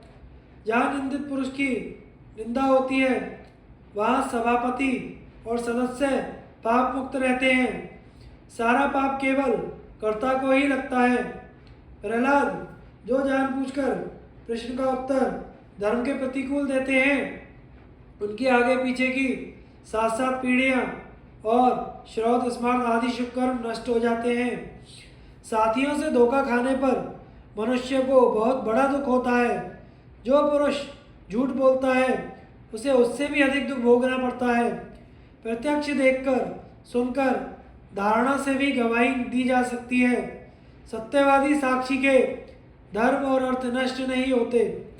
सभासदों, कश्यप जी की बात सुनकर दैत्यराज प्रहलाद ने अपने पुत्र से कहा, बेटा विरोचन, सुधन्वा के पिता अंगिरा मुझसे श्रेष्ठ हैं। सुधन्वा की माता तुम्हारी माता से श्रेष्ठ हैं और सुधन्वा तुमसे श्रेष्ठ है। इसलिए अब ये सुधन्वा ही तुम्हारे प्राणों का स्वामी है। ये चाहे तुम्हारे प्राण ले और चाहे छोड़ दे। प्रहलाद की सत्यवादी साथ से प्रसन्न होकर सुधन्वा ने कहा, प्रहलाद, आप पुत्र के प्रेम परवश न हो, धर्म पर अटल रहे। इसलिए मैं आपके पुत्र विरोचन को आशीर्वाद देता हूँ कि वह 100 वर्ष तक जीवित रहे। अवश्य ही धर्म पर दृढ़ रहने से प्रहलाद अपने पुत्र को मृत्यु से और अपने को अधर्म से बचाने में समर्थ हुए। सभासदों, आप लोग अपने धर्म और सत्य की दृष्टि से द्रौपदी के प्रश्न का उचित उत्तर दें। विदुर की बात सुनकर भी सभासदों में से किसी ने कोई उत्तर नहीं दिया। कर्ण ने कहा, दुशासन भाई, इस दासी द्रौपदी को घर ले जाओ। कर्ण की आज्ञा पाते ही द्रौपदी दुशासन द्रौपदी को घसीटने लगा। वह लज्जावश कांपने लगी और पांडवों की ओर देखकर बोली, जब पहले महल में मुझे वायु छू जाया करती तब पांडवों से सहन नहीं होता। आज यह दुरात्मा भरी सभा में मुझे घसीट रहा है, पर वे शांत भाव से बैठे सह रहे हैं। मैं कौरवों की पुत्री के समान पुत्रवधू हूँ। वे मुझे इस क्लेश में पड़ी देख कर चूं तक नहीं करते हैं। यही समय का फेर है। इससे अधिक दयनीय बात और क्या होगी कि मैं आज भरी सभा में घसीटी जा रही हूँ। आज राजाओं का धर्म कहा गया। धर्मपरायणा स्त्री को इस प्रकार सभा में लाकर कौरवों ने अपना सनातन धर्म नष्ट किया है। मैं पांडवों की सहधर्मिणी धृष्टद्युम्न की बहन और श्री कृष्ण की कृपा पात्र हूँ। हाय, न जाने क्यों आज मेरी दुर्दशा की जा रही है। गौरवों, मैं धर्मराज की पत्नी और छत्राणी हूँ। तुम मुझे दासी बनाओ चाहे अदासी, जो कहो करूँगी। परंतु यह दुशासन कौरवों की कीर्ति में कलंक कालिमा लगाकर मुझे जो दुख दे रहा है उसे मैं सह नहीं सकती। तुम लोग मुझे जीती हुई समझते हो या नहीं, स्पष्ट बतला दो, मैं वैसा ही करूँगी। भीष्म पितामह ने कहा, कल्याणी, धर्म की गति बड़ी गहन है। बड़े बड़े विद्वान बुद्धिमान भी उसका रहस्य समझने में भूल कर जाते हैं। जो धर्म सबसे बलवान सर्वोपरि है वही धर्म के उत्थान के समय दब जाता है। तुम्हारा प्रश्न बड़ा सूक्ष्म, गहन और गौरवपूर्ण है। कोई भी निश्चयपूर्वक इसका निर्णय नहीं दे सकता। इस समय कौरव लोभ और मोह के वश में हो गए हैं। यह इस समय इस बात की सूचना है कि शीघ्र ही कुरुकुल का नाश हो जाएगा। तुम जिस कुल की बहू हो उस कुल के लोग बड़े बड़े दुख सहकर भी धर्म के मार्ग से नहीं टिकते। इसी से इस दुर्दशा में पड़कर भी तुम्हारा धर्म की ओर देखना इस कुल के अनुरूप ही है। धर्म के मर्म के द्रोण कृप आदि इस समय सिर झुकाकर प्राणहीन के समान सुन बैठे हैं। मैं तो ऐसा समझता हूँ कि धर्मराज युधिष्ठिर इस प्रश्न का जैसा उत्तर दें उसे ही प्रमाण माना जाए। तुम जीती गई या नहीं इसको स्वयं वे ही कहें। सभा के सभी लोग दुर्योधन से भयभीत होने के कारण द्रौपदी की दुर्दशा और उसका करुण क्रंदन सुनकर भी उचित अनुचित कुछ नहीं बोले। दुर्योधन ने मुस्कुराकर द्रौपदी से कहा, द्रुपद की बेटी, तेरा यह प्रश्न तेरे उदार स्वभाव पति भीम, अर्जुन और सहदेव और नकुल के प्रति ही रहा। यही तेरे प्रश्न का उत्तर क्यों नहीं दे देते? यदि ये आज सभ्यों के सामने कह दें कि युधिष्ठिर का तुझ पर कोई अधिकार नहीं और उन्हें झूठा ठहरा दें तो अभी दासीपन से मुक्त हो सकती है। भीमसेन ने अपने चंदन चर्चित दिव्य भुजा उठाकर कहा, सभासदों, यदि उदार श्रोमणी धर्मराज हमारे कुल के कर्ता धर्ता और सर्वस्व ना होते तो क्या यह अत्याचार सहन कर लेते? वे हमारे पुण्य तप और जीवन के स्वामी हैं। यदि ये अपने को हारा हुआ मानते हैं तो हम भी हार गए, इसमें संदेह ही क्या है? यदि मेरी प्रभुता होती तो क्या दुरात्मा दुशासन द्रौपदी के केश पकड़कर भूमि पर गिराकर अपने पैरों से ठुकराकर अभी तक जीवित रहता? मेरे इन लोहे के दंडों के समान लंबे और मोटे भुजदंडों को देखिए, इनके बीच आकर इंद्र भी पिस जाए। मैं धर्म की रस्सी से बंधा हूँ। अर्जुन ने मुझे रोक दिया है। धर्मराज का गौरव भी मुझे इस संकट से पार होने के लिए कुछ नहीं करने देता।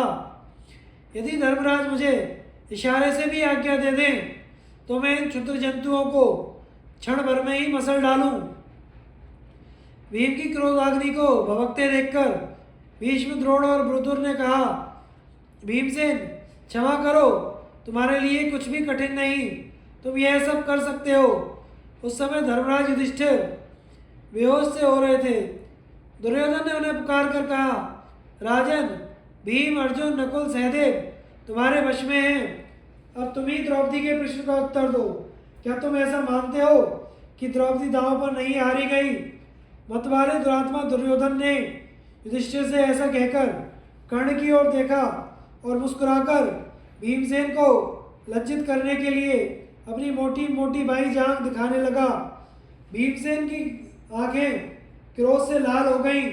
उन्होंने चिल्लाकर सभा मंडप को प्रतिध्वनित करते हुए कहा, दुर्योधन सुन, यदि महायुद्ध में तेरी यह जांग भीमसेन ने अपनी गदा से नहीं तोड़ दी तो वह अपने पूर्व पुरुषों के समान सदगति प्राप्त ना करे। उस समय क्रोध से भरे भीमसेन के रोम रोम से चिंगारियां निकल रही थी। विदुर जी ने कहा, राजाओं देखो, इस समय भीमसेन का बड़ा भय उपस्थित कर दिया है।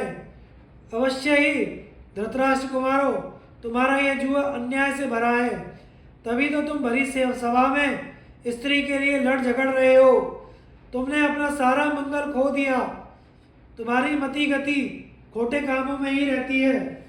भरी सभा में धर्म का उल्लंघन कर देने से सारी सभा को दोष लगता है। धर्म पर विचार करो। यदि युधिष्ठिर अपने हारने से पहले द्रौपदी को दांव पर रखते तो अवश्य ही द्रौपदी को हार सकते थे।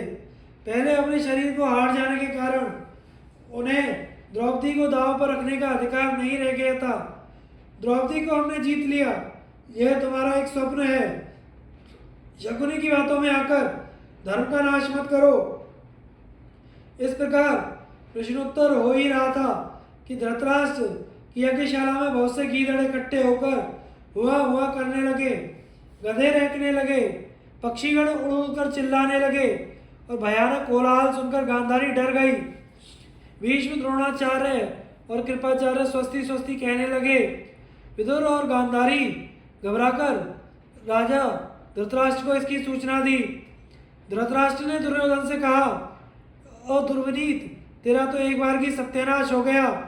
अरे दुर्बुद्धि, तू कुरुकुल की महिला और पांडवों की राजरानी को सभा में लाकर बातें बना रहा है। धृतराष्ट्र ने कुछ सोच विचार कर द्रौपदी को समझाते हुए कहा, बहू, तुम परम पतिव्रता और मेरी पुत्र वधुओं में सर्वश्रेष्ठ हो। तुम्हारी जो इच्छा हो मांग लो।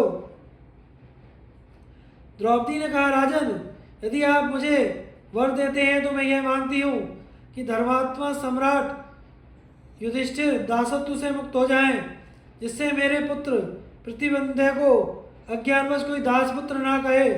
धृतराष्ट्र ने कहा, कल्याणी, तुम्हारी इच्छा पूर्ण हुई। अब तुम वर मांगो। क्या तुम एक ही वर पाने के योग्य नहीं हो? द्रौपदी ने कहा, मैं दूसरा वर यह मांगती हूँ कि रथ धनुष के साथ भीमसेन, अर्जुन, नकुल, सहदेव भी दासत्व से छूटकर स्वाधीन हो जाएं। धृतराष्ट्र ने कहा, सौभाग्यवती बहू, तुम्हारी इच्छा पूर्ण हो, परंतु इतने से भी तुम्हारा सत्कार नहीं हुआ, तुम और भी वर मांगो। द्रौपदी ने कहा, महाराज, अधिक लोभ से धर्म का नाश होता है। तीसरे वर मांगने के लिए मेरे चित्त में उत्साह नहीं है, ना ही मैं उसकी अधिकारिणी हूँ। शास्त्र के अनुसार वैश्य को 1, क्षत्रिय स्त्री को 2, क्षत्रिय को 3 और ब्राह्मण को 100 वर लेने का अधिकार है। इस समय मेरे पति दास्ता के दलदल में फंसकर भी छूट गए हैं। अब वे स्वयं सत्कर्म से शुभ पदार्थ प्राप्त कर लेंगे। द्रौपदी की बुद्धिमानी देखकर कर्ण उसकी प्रशंसा करने लगा। भीमसेन ने युधिष्ठिर से कहा, राजेंद्र, मैं अपने शत्रुओं को यहीं से या यहाँ से निकलते ही मार डालूंगा। उस समय क्रोध के मारे भीमसेन का रोम रोम आग उगल रहा था। युधिष्ठिर ने भीमसेन को शांत किया। अब वे अपने ताऊ धृतराष्ट्र के पास गए। उन्होंने कहा, महाराज, आज्ञा कीजिए, अब हम क्या करें? आप हमारे मालिक हैं, हम तो चिरकाल तक आपकी आज्ञा में ही रहना चाहते हैं। धृतराष्ट्र ने कहा, अजातशत्रु युधिष्ठिर, तुम्हारा कल्याण हो, आनंद से रहो। तुम अपना सब धन लेकर लौट जाओ और अपने राज्य का पालन करो। बस मुझ बूढ़े की यही आज्ञा है। मेरी बात तुम्हारे हित और मंगल के लिए है। युधिष्ठिर, तुम बुद्धिमान, धर्म मर्मज्ञ, विनम्र और वृद्धों के सेवक हो। बुद्धि और क्षमा का मेल है। तुम क्षमा करो। उत्तम पुरुष किसी से वैर नहीं करते, दोषों की ओर ना देखकर गुणों की ओर देखते हैं। विरोध तो किसी से करते ही नहीं। सत्पुरुषों की दृष्टि सत्कर्मों की ओर ही रहती है। कोई वैर विरोध करता है तो वे उसे भूल जाते हैं। शत्रु भी भलाई करते हैं और बदला लेने का उद्योग नहीं करते हैं। नीच पुरुष साधारण बातचीत में भी कड़वी बात कहते हैं और मध्य श्रेणी के पुरुष कठोर वचन सुनकर कठोर वाणी का प्रयोग करते हैं। उत्तम पुरुष किसी भी स्थिति में कठोर वचन का प्रयोग नहीं करते। सत्पुरुष बुरी से बुरी स्थिति में भी मर्यादा का उल्लंघन नहीं करते। उनको देखकर सब लोग प्रसन्न हो जाते हैं। इस समय तुमने बड़े ही सौजन्य का व्यवहार किया है। सो भाई, अब तुम मुझ बूढ़े ताऊ धृतराष्ट्र और माता गांधारी की ओर देखकर दुर्योधन का दुर्व्यवहार भूल जाओ। अपने बूढ़े और अंधे ताऊ को देखो। मैंने पहले तो जुए का निषेध ही किया था, फिर मित्रों से मिलने जुलने और पुत्रों का बलाबल देखने के लिए इसकी आज्ञा दे दी। तुम्हारे जैसा शासक और विदुर जैसा मंत्री पाकर कुरुवंश धन्य हो गया है। तुम में धर्म है, अर्जुन में धीरता है, भीमसेन में पराक्रम है और नकुल सहदेव में विशुद्ध गुरु सेवा का भाव है। धर्मराज, तुम्हारा कल्याण हो। अब तुम खांडवप्रस्थ जाओ। धर्मराज युधिष्ठिर बड़ी नम्रता से शिष्टाचार के साथ प्रज्ञा चक्षु धृतराष्ट्र की अनुमति प्राप्त करके अपने भाई बंधु एवं इष्ट मित्रों के साथ इंद्रप्रस्थ के लिए रवाना हुए। दोबारा कपटद्यूत और पांडवों की वन यात्रा। जन्मेजय ने पूछा, वैशंपायन जी महाराज, जब राजा धृतराष्ट्र ने पांडवों को अपना धन रत्न राशि ले जाने की अनुमति दे दी, तब दुर्योधन आदि की क्या दशा हुई? वैशंपायन जी ने कहा, धृतराष्ट्र ने पांडवों को धन संपत्ति के साथ जाने की अनुमति दे दी।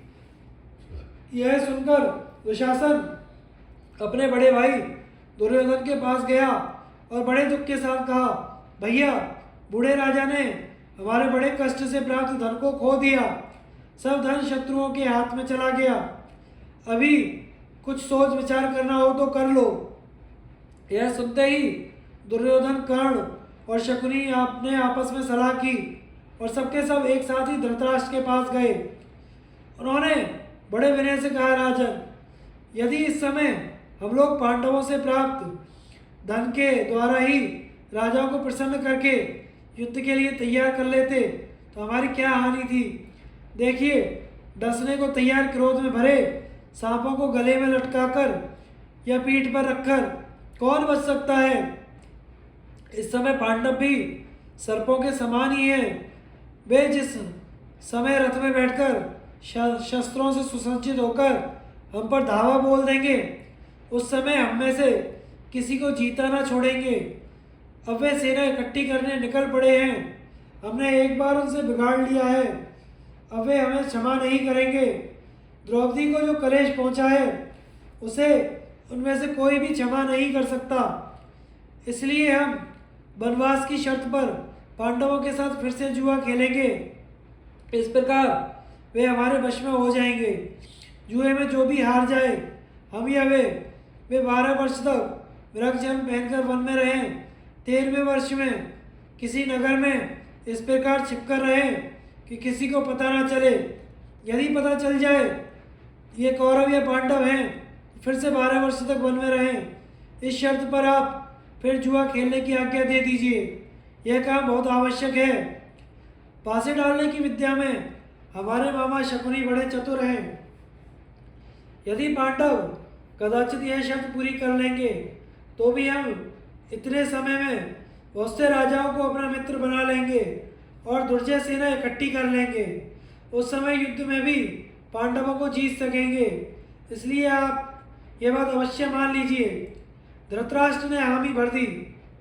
उन्होंने कहा, बेटा, यदि ऐसी बात है तो पांडव दूर चले गए हो, तब भी दूत भेजकर उन्हें बुला लो। वे आ जाए तो फिर इसी शर्त पर खेलो। धृतराष्ट्र की यह बात सुनकर द्रोणाचार्य, सोमदत्त, बाली, कृपाचार्य, विदुत, अश्वत्थामा, युयुत्सु, भूरिश्रवा भीष्म पितामह और विकर्ण सभी ने एक स्वर से कहा, अब जुआ मत खेलो, शांति धारण करो। परंतु पुत्र स्नेहवश धृतराष्ट्र ने अपने सभी दूरदर्शी मित्रों की सलाह ठुकरा दी और पांडवों को जुआ खेलने के लिए बुलवाया। सब देख सुनकर धर्मपरायण गांधारी अत्यंत शोक संतप्त हो रही थी। उन्होंने अपने पति धृतराष्ट्र से कहा, स्वामी, दुर्योधन जन्मते ही गीदड़ के समान रोने चिल्लाने लगा, इसलिए उसी समय परम ज्ञानी विदुर ने कहा, इस पुत्र का त्याग कर दो। मुझे तो यह बात याद करके ही यही मालूम होता है कि यह कुरुवंश का नाश करके ही छोड़ेगा। आर्यपुत्र, आप अपने दोष से सबको विपत्ति के सागर में मत डुबोइए। इन ढीठ मूर्खों की हाँ में हाँ मत मिलाइए। इस वंश का नाश ना कीजिए। बधे हुए पुल को मत तोड़िए। बुझी हुई आग फिर धधक उठेगी। पांडव शांत और वैर विरोध से विमुख हैं, उनको अब क्रोधित करना ठीक नहीं।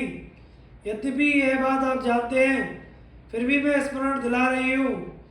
दुर्बुद्धि पुरुष के चित्त पर शास्त्र के उपदेश का भला बुरा कुछ भी प्रभाव नहीं पड़ता। परंतु आप वृद्ध होकर बालकों सी बात करें, यह अनुचित है। इस समय आप अपने पुत्र तुल्य पांडवों को अपने वश में रखिए, कहीं वे दुखी होकर आपसे विलग न हो जाएं। कुल कलंक दुर्योधन को त्यागना ही श्रेयस्कर है। मैंने उस समय मोहवश विदुर की बात नहीं मानी थी, यह सब उसी का फल है। शांति, धर्म और मंत्रियों की सम्मति से अपनी विचार शक्ति सुरक्षित रखिए, प्रमाद मत कीजिए। बिना विचारे काम करना आपको बड़ा दुख देगा। राज्य लक्ष्मी क्रूर के हाथ में पड़कर उसी का सत्यानाश कर देती है। सरल पुरुष के पास रहकर ही वह पीढ़ी दर पीढ़ी चलती है। गांधारी की बात सुनकर धृतराष्ट्र ने कहा, प्रिय, यदि कुल का नाश होना ही है तो होने दो, मैं उसे नहीं रोक सकता। अब तो दुर्योधन दुशासन जो चाहे वही होना चाहिए। पांडवों को लौट आने दो, मेरे पुत्र उनके साथ फिर जुआ खेलेंगे। जन्मेजय राजा धृतराष्ट्र की आज्ञा से प्रतिगामी पांडवों के पास पहुंचा। उस समय तक वे लोग मार्ग में बहुत आगे बढ़ गए थे। प्रतिगामी ने कहा, राजन, फिर सभा जोड़ी गई है। महाराज धृतराष्ट्र ने कहा कि आप चलकर फिर से वहां जुआ खेलिए। धर्मराज बोले, सभी प्राणी देव के अधीन हैं, उसी के अनुसार शुभ अशुभ फल भोगते हैं, किसी का कोई वश नहीं है। चलो, फिर जुआ खेलना पड़ता है तो ऐसा ही सही। मैं जानता हूँ ऐसा करने से वंश का नाश हो जाएगा, फिर भी मैं अपने बूढ़े ताऊ की आज्ञा कैसे टालूं? युधिष्ठिर लौट आए। वे शकुनी छली है, यह बात जानकर फिर से उसके साथ जुआ खेलने को तैयार हो गए। धर्मराज की यह स्थिति देखकर उनके मित्रों को बड़ा कष्ट हुआ। शकुनी ने धर्मराज को संबोधन करके कहा, राजन, हमारे विरुद्ध महाराज आपकी धनराशि आपके पास ही छोड़ दी है, इससे हमें प्रसन्नता हुई। हम एक और दांव लगाना चाहते हैं। यदि हम आपसे जुए में हार गए तो मृगचर्म धारण करके 12 वर्ष तक वन में रहें और 13वें वर्ष किसी नगर में अज्ञात रूप से रहें। यदि उस समय कोई पहचान ले तो और 12 वर्ष वन में रहें।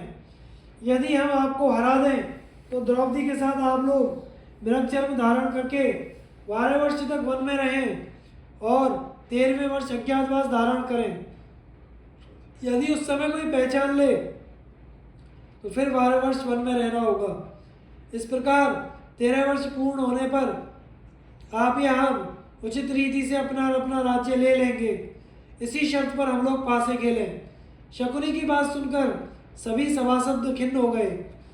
वे बड़े उद्योग के साथ हाथ उठाकर कहने लगे, अंधे धृतराष्ट्र, जुए के कारण आने वाले भय को देख रहे हो या नहीं? परंतु इनके मित्र तो धिक्कार के योग्य हैं, क्योंकि वे इस समय पर भी इनको सावधान नहीं कर रहे हैं। सभासदों की यह बात युधिष्ठिर भी सुन रहे थे। वे यह भी समझ रहे थे कि इस बार जुए का दुष्परिणाम होगा। फिर भी उन्होंने यह सोचकर कि कौरवों का विनाशकाल समीप आ गया है, जुआ खेलना स्वीकार कर लिया। शकुनी ने उनकी स्वीकृति ली और स्वीकृति पाते ही छल से पासे डाले युधिष्ठिर से कहा, लो यह दांव मैंने जीत लिया। जुए में हारकर पांडवों ने कृष्ण मृगचर्म धारण किया और वन जाने के लिए तैयार हो गए। उनको ऐसी स्थिति में देखकर दुशासन कहने लगा, धन्य है, धन्य है। अब महाराज दुर्योधन का शासन प्रारंभ हो गया। पांडव विपत्ति में पड़ गए। राजा द्रुपद तो बड़े बुद्धिमान हैं, फिर उन्होंने अपनी कन्या पांडवों को कैसे ब्याह दी? अरे ये पांडव तो नपुंसक हैं, द्रुपद की बेटी। अब ये पांडव थोड़े से वस्त्र और मृगचर्म से बड़ी गरीबी के साथ वन में अपना जीवन बिताएंगे। तू अब इनके प्रति प्रेम कैसे रखेगी? अब किसी मनचाहे पुरुष को वर क्यों नहीं लेती? दुशासन बकता ही रहा। भीमसेन ने जोर से ललकार कर कहा, रे क्रूर, तूने हमें अपने बाहुबल से नहीं जीता है, छल विद्या के बल पर जीतकर तू शेखी बघार रहा है। ऐसी बात केवल एक पापी ही कर सकता है। तू इस समय कड़वे वचनों के बाण से हमारे मर्म स्थान पर चोट कर ले। मैं रणभूमि में तेरे मर्म स्थानों को काटकर इनकी याद दिलाऊंगा। आज जो लोग क्रोध या लोभ के वश में होकर तेरा पक्षपात कर रहे हैं, तेरे रक्षक बने हुए हैं, उन्हें भी इष्ट मित्रों सहित यमराज के हवाले करूंगा। इस समय भीमसेन मृगचर्म धारण किए खड़े थे। धर्म के कारण वे शत्रुओं का नाश नहीं कर सकते थे। भीमसेन के ऐसा कहने पर दुशासन ने भरी सभा में कहा, ओ बैल कहकर निर्लज्ज की तरह नाचने कूदने लगा। भीमसेन ने कहा, रे दुष्ट, कटु वचन कहते तुझे शर्म नहीं आती? छल से संपत्ति छीनकर अब बढ़ बातें बना रहा है। यदि यह ब्रकोदर भीम कुंती की कोख से जना है तो रणभूमि में तेरा कलेजा चीर कर खून पिएगा। यदि ऐसा ना करे तो उसे पुण्यवानों का लोक ना मिले। मैं सब धनुर्धनों के सामने ही धृतराष्ट्र के सारे पुत्रों का संहार करके शांति प्राप्त करूंगा। यह मेरी सत्य शपथ है। पांडव राजसभा से बाहर निकलने लगे। भीमसेन सिंह के समान धीरे धीरे चल रहे थे। दुर्योधन उन्हें चिढ़ाने के लिए वैसे ही उनके पीछे पीछे चलने लगा। भीमसेन ने मुड़कर देखा और कहा, मूर्ख, यह बात यहीं समाप्त नहीं हो रही। मैं तेरे सहायकों के साथ तेरे नाश करते समय थोड़े दिनों में ही इस हंसी का उत्तर दूंगा। भीमसेन ने अपने को शांत करके धर्मराज युधिष्ठिर के पीछे चलते हुए कहा, मैं दुर्योधन का, अर्जुन कर्ण का, सहदेव शकुनी का नाश करेंगे। मैं भरी सभा में फिर सत्य शपथ करता हूँ, देवता हमारी बात को अवश्य पूरी करेंगे। मैं गदा से दुर्योधन की जान तोड़कर इसके सिर पर अपना पैर रखूंगा। दुशासन के कलेजे से गरम गरम खून पीऊंगा। अर्जुन भी बोले, भाई भीमसेन, आपकी अभिलाषा पूर्ण करने के लिए अर्जुन प्रतिज्ञा करता है कि वह संग्राम में कर्ण और उसके सारे साथियों का संहार करेगा। अपने साथ युद्ध करने वाले सभी मूर्खों को मैं यमराज के हवाले करूंगा। भाई, हिमालय अपने स्थान से टिक जाए, सूर्य में अंधेरा छा जाए, चंद्रमा धधकती आग बन जाए, परंतु मेरी बात झूठी नहीं हो सकती। यदि 14वें वर्ष दुर्योधन ने हमारी राज्य सत्कार पूर्वक नहीं लौटा दिया तो हमारी वाणी अवश्य ही सत्य सत्का होकर रहेगी। सहदेव ने कहा, अरे गंधार के कुलकलंक, जिन्हें तू पासे समझ रहा है, वे तेरे लिए तीखे बाण हैं। मैं तेरा और तेरे संबंधियों का अपने हाथों से सत्यानाश करूंगा। शर्त केवल यही है कि तू रणभूमि में क्षत्रियों की तरह डटकर भिड़ना, मुंह मत चुराना। पांडव इस प्रकार बहुत सी प्रतिज्ञाएं करके राजा धृतराष्ट्र के पास गए। युधिष्ठिर ने कहा, ताऊजी, मैं भरतवंश के वयोवृद्ध पितामह भीष्म, सोमदत्त, बाली, द्रोणाचार्य, कृपाचार्य, अश्वत्थामा, विदुर, दुर्योधन आदि सब भाई युधिष्ठिर, संजय, अन्य नरपति तथा सभासदों की आज्ञा लेकर वनवास के लिए जा रहा हूँ। वहां से लौटने पर आप लोगों के दर्शन का सौभाग्य प्राप्त होगा। उस समय सभा के किसी सभासद से युधिष्ठिर के प्रति कुछ नहीं कहा गया। लज्जा के कारण सबका सर नीचे झुक गया। सब मन ही मन धर्मराज का कल्याण चाहने लगे। विदुर ने कहा, पांडवों, आर्या, कुंती, राजकुमारी कोमल शरीर और वृद्धा हैं। अब वे सर्वथा आराम करने योग्य हैं, इसलिए उनका वन में जाना उचित नहीं। वे सत्कार पूर्वक मेरे घर रहें। यह बात आप लोगों से कहकर मैं आशीर्वाद देता हूँ कि आप लोग सर्वत्र स्वस्थ और प्रसन्न रहें। युधिष्ठिर ने कहा, निष्पाप, हम आपकी आज्ञा शिरोधार्य करते हैं। आप हमारे चाचा पितृतुल्य हैं। हम सदा आपके आश्रित हैं। विदुर जी ने कहा, युधिष्ठिर, आप धर्म के मर्मज्ञ हैं। अर्जुन विजयशील हैं। भीमसेन शत्रुनाशक हैं। नकुल धन संग्रह कुशल हैं और सहदेव शत्रुओं को वश में करने वाले हैं। धौम्य ऋषि वेदज्ञ हैं। पतिव्रता द्रौपदी धर्म और अर्थ के संग्रह में निपुण हैं। आप सभी परस्पर प्रेम भाव से रहते हैं। शत्रु भी आपके चित्त में भेदभाव की सृष्टि नहीं कर सकते। आप बड़े निर्मल और संतोषी हैं। जगत के सभी लोग आपको चाहते हैं। आपके दर्शन के लिए उत्कंठित रहते हैं। हिमालय पर मेरु सावर्णी, वाराणवत में व्यास जी, भृगुतुंग पर्वत पर परशुराम जी, द्रुष्टद्युति नदी के तट पर महादेव जी आपको धर्मोपदेश कर चुके हैं। अंजन पर्वत पर आपने असित महर्षि और कलमाशी नदी के तट पर भृगु मुनि से ज्ञान प्राप्त किया है। देवर्षि नारद सर्वदा आपकी देखरेख रखते हैं और धौम्य मुनि तो आपके पुरोहित ही हैं। देखिए, विषम परिस्थिति में भी युद्ध के अवसर पर कहीं उन ऋषियों का उपदेश मत भूल जाइएगा। पांडव श्रेष्ठ, आप पुरुवार से भी अधिक बुद्धिमान हैं। कोई भी राजा शक्ति में आपकी समता नहीं कर सकता। आप धर्माचरण में ऋषियों से भी आगे हैं। शत्रुओं को अधीन करने में आप वरुण के समकक्ष हैं। आप जल के समान निर्मल और अपना जीवन दान करके भी दूसरों का हित करते हैं। मैं आशीर्वाद देता हूँ कि आप पृथ्वी से क्षमा, सूर्यमंडल से तेज, वायु से बल और समस्त प्राणियों से आत्मधन प्राप्त करें। आपका शरीर स्वस्थ और चित्त प्रसन्न रहे। कोई भी काम करना हो तो पहले ठीक ठाक विचार कर लीजिएगा। आपने कभी कोई पाप किया है ऐसा मुझे स्मरण नहीं, इसलिए आप अवश्य कृतार्थ होकर आनंद से यहाँ लौटेंगे। अब आप जाइए, आपका कल्याण हो। राजा युधिष्ठिर विदुर जी की बातों को सिर आंखों पर चढ़ाकर भीष्म पितामह, द्रोण और द्रोणाचार्य को प्रणाम करके वनवास के लिए चल पड़े। माता कुंती को प्रणाम कर उनसे भी आज्ञा ले ली। जिस समय दुखातुरा द्रौपदी अपनी सास कुंती और अन्य महिलाओं से विदा लेने के लिए आई, उस समय अंतपुर में बड़ा कोलाहल हुआ। माता कुंती ने शोकाकुल वाणी से कहा, बेटी, तुम स्त्रियों का धर्म जानती हो, इसलिए इस घोर संकट में पड़कर दुखी मत करना होना।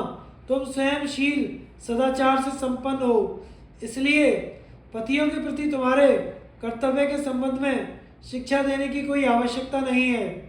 तुम स्वयं परम साध्वी गुणवती दोनों कुलों की भूषण हो। निर्दोष द्रौपदी, तुमने कौरवों को शाप देकर भस्म नहीं किया, यह उनका सौभाग्य और तुम्हारा सौजन्य है। तुम्हारा मार्ग निष्कंटक हो, सुहाग अचल रहे। कुलीन स्त्रियां अचानक दुख पड़ने पर घबराती नहीं। पतिव्रत धर्म सर्वदा तुम्हारी रक्षा करेगा और सब प्रकार से तुम्हारा मंगल होगा। एक बात तुमसे कहनी है, तुम वन में रहते समय मेरे प्यारे पुत्र सहदेव का विशेष ध्यान रखना, कहीं उसे कष्ट न होने पावे। माता कुंती ने पांडवों से कहा, बेटा, तुम लोग धर्मपरायण, सदाचारी भक्त, पाप रहित और देवताओं के पुजारी हो। तुम पर संकट कैसे आ पड़ा? अवश्य ही ये प्रारब्ध का दोष है। तुम लोगों ने तो ऐसा कोई अपराध किया नहीं। ये अवश्य मेरे भाग्य का दोष है, क्योंकि तुम मेरी कोख से निकले हो। अवश्य सद्गुण संपन्न होने पर भी तुम्हारे दुख और संकट का यही कारण है। हाँ कृष्ण, हाँ द्वारकाधीश, हाँ प्रभु, आप इस भयानक कष्ट से मेरे और मेरे महात्मा पुत्रों की रक्षा क्यों नहीं करते? आप अनादि और अनंत हैं, जो आपका निरंतर ध्यान करते हैं, आप उनकी रक्षा करते हैं। आपके संबंध की यह प्रसिद्धि इस समय मिथ्या कैसे हो रही है? मेरे पुत्र धार्मिक, गंभीर, यशस्वी और पराक्रमी हैं। उनके ऊपर ऐसा कष्ट पड़ना उचित नहीं है। भगवान, इन पर दया कीजिए। आर्य नीति और व्यवहार में कुशल भीष्म, द्रोण, कृपाचार्य आदि कुरुकुल के नायकों की उपस्थिति में भी ऐसी विपत्ति कैसे आ गई? बेटा सहदेव, तू तो मुझे प्राणों से भी अधिक प्यारा है। तू मुझे छोड़कर कहीं मत जा। आ लौट आ। माता कुंती अधीर होकर विलाप करने लगी। उनके करुण क्रंदन से खिन्न होकर पांडवों ने उन्हें प्रणाम किया और वन की ओर चले। विदुर जी ने कुंती को देव की प्रबलता समझाकर शांत किया और स्वयं अत्यंत आर्चित्त से धीरे धीरे उन्हें अपने घर ले गए। कौरव कुल की महिलाएं द्यूत सभा में द्रौपदी को ले जाना, उन्हें केश पकड़कर घसीटना आदि अत्याचार देखकर दुर्योधन की निंदा करने लगी और फपक फपक कर रोने लगी। बहुत देर तक अपना मुंह हाथ पर रखकर इस बात की चिंता करती रही।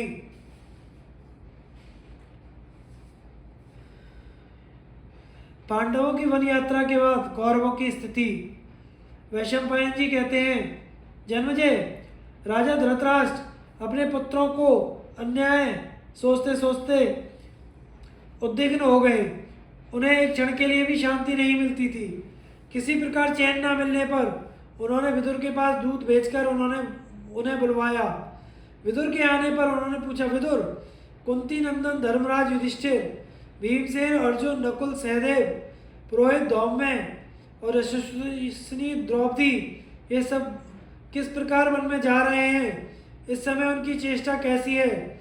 मैं यह सब सुनना चाहता हूँ। विदुर जी ने कहा, महाराज, यह तो स्पष्ट ही है कि आपके पुत्रों ने छल छंद से धर्मराज का राज्य और वैभव छीन लिया है।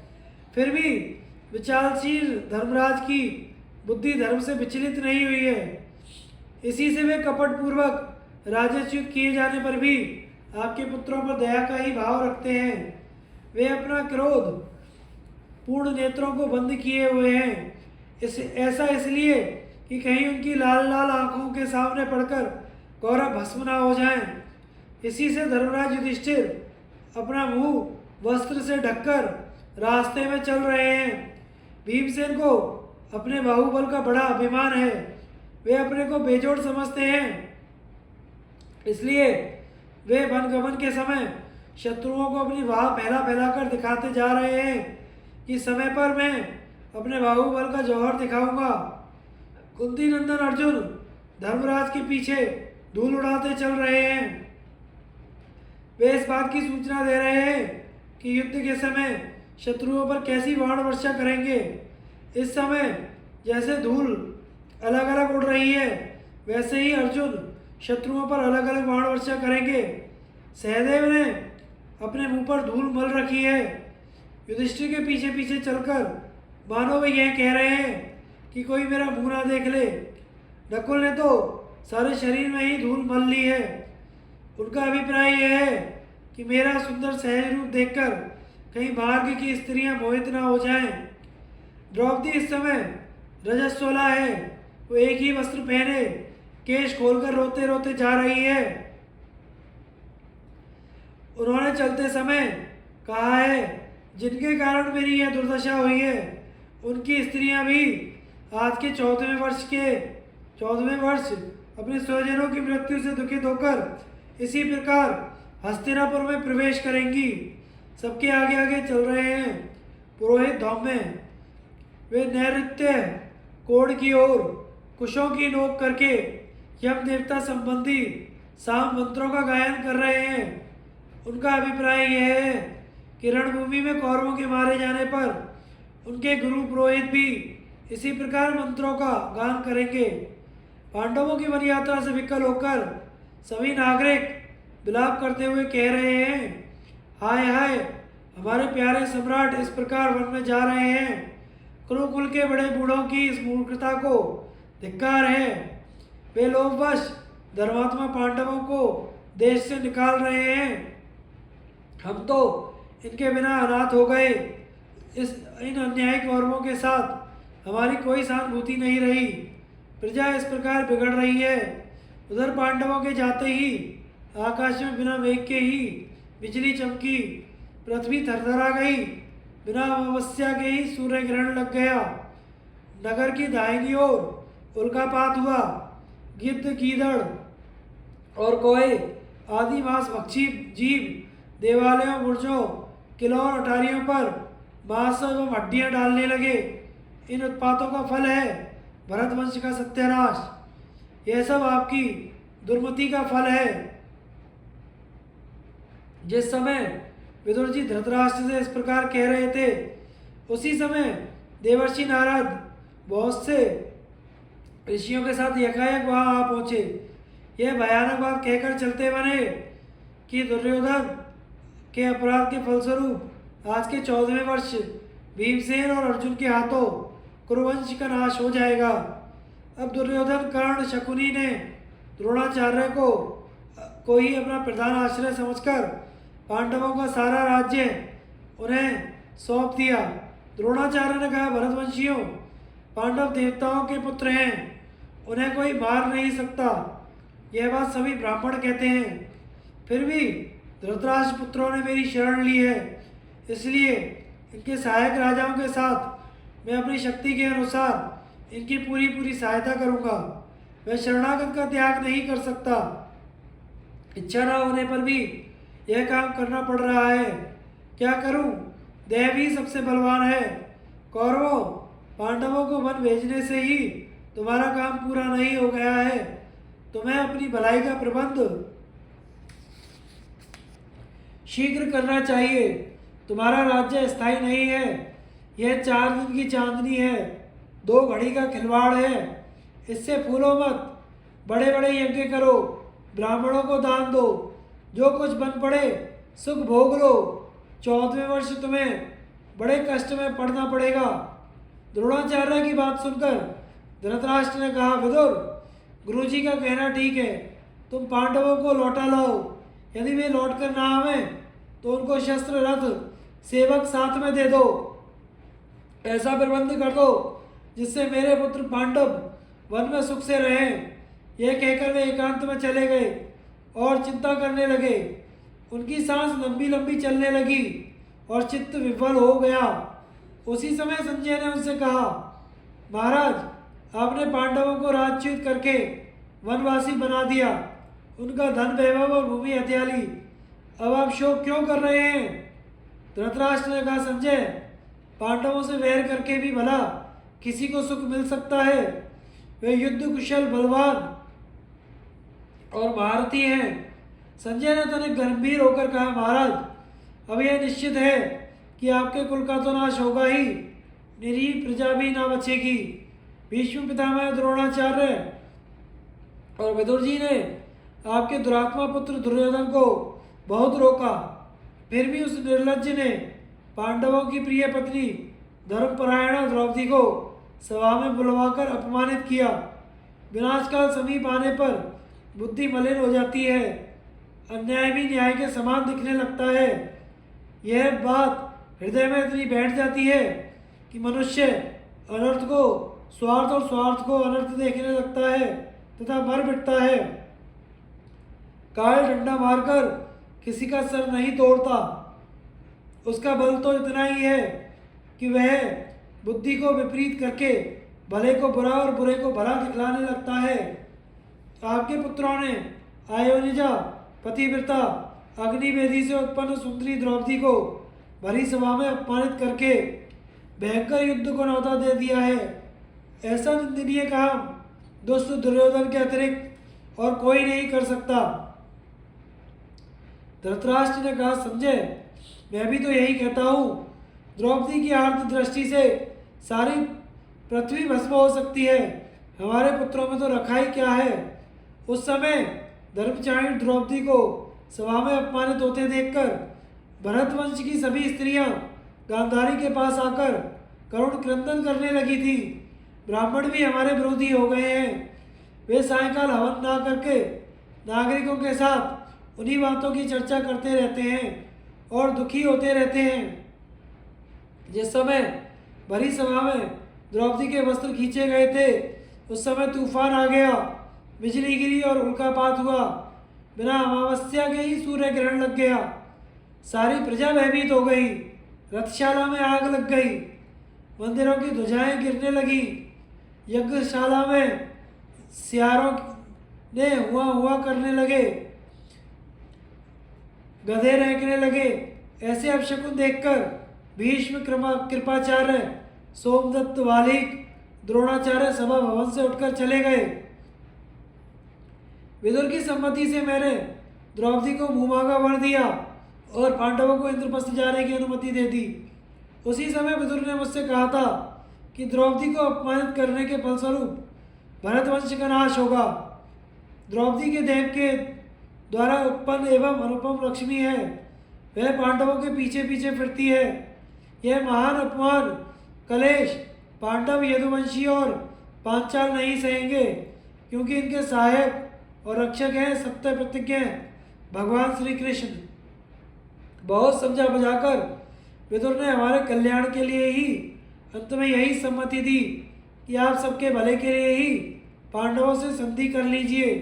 संजय, विदुर की बात धर्मानुकूल तो थी ही, अर्थ की दृष्टि से भी कम लाभ की नहीं थी, परंतु मैंने पुत्र मोह में पड़कर उसकी प्रसन्नता के लिए उनकी बात की उपेक्षा कर दी।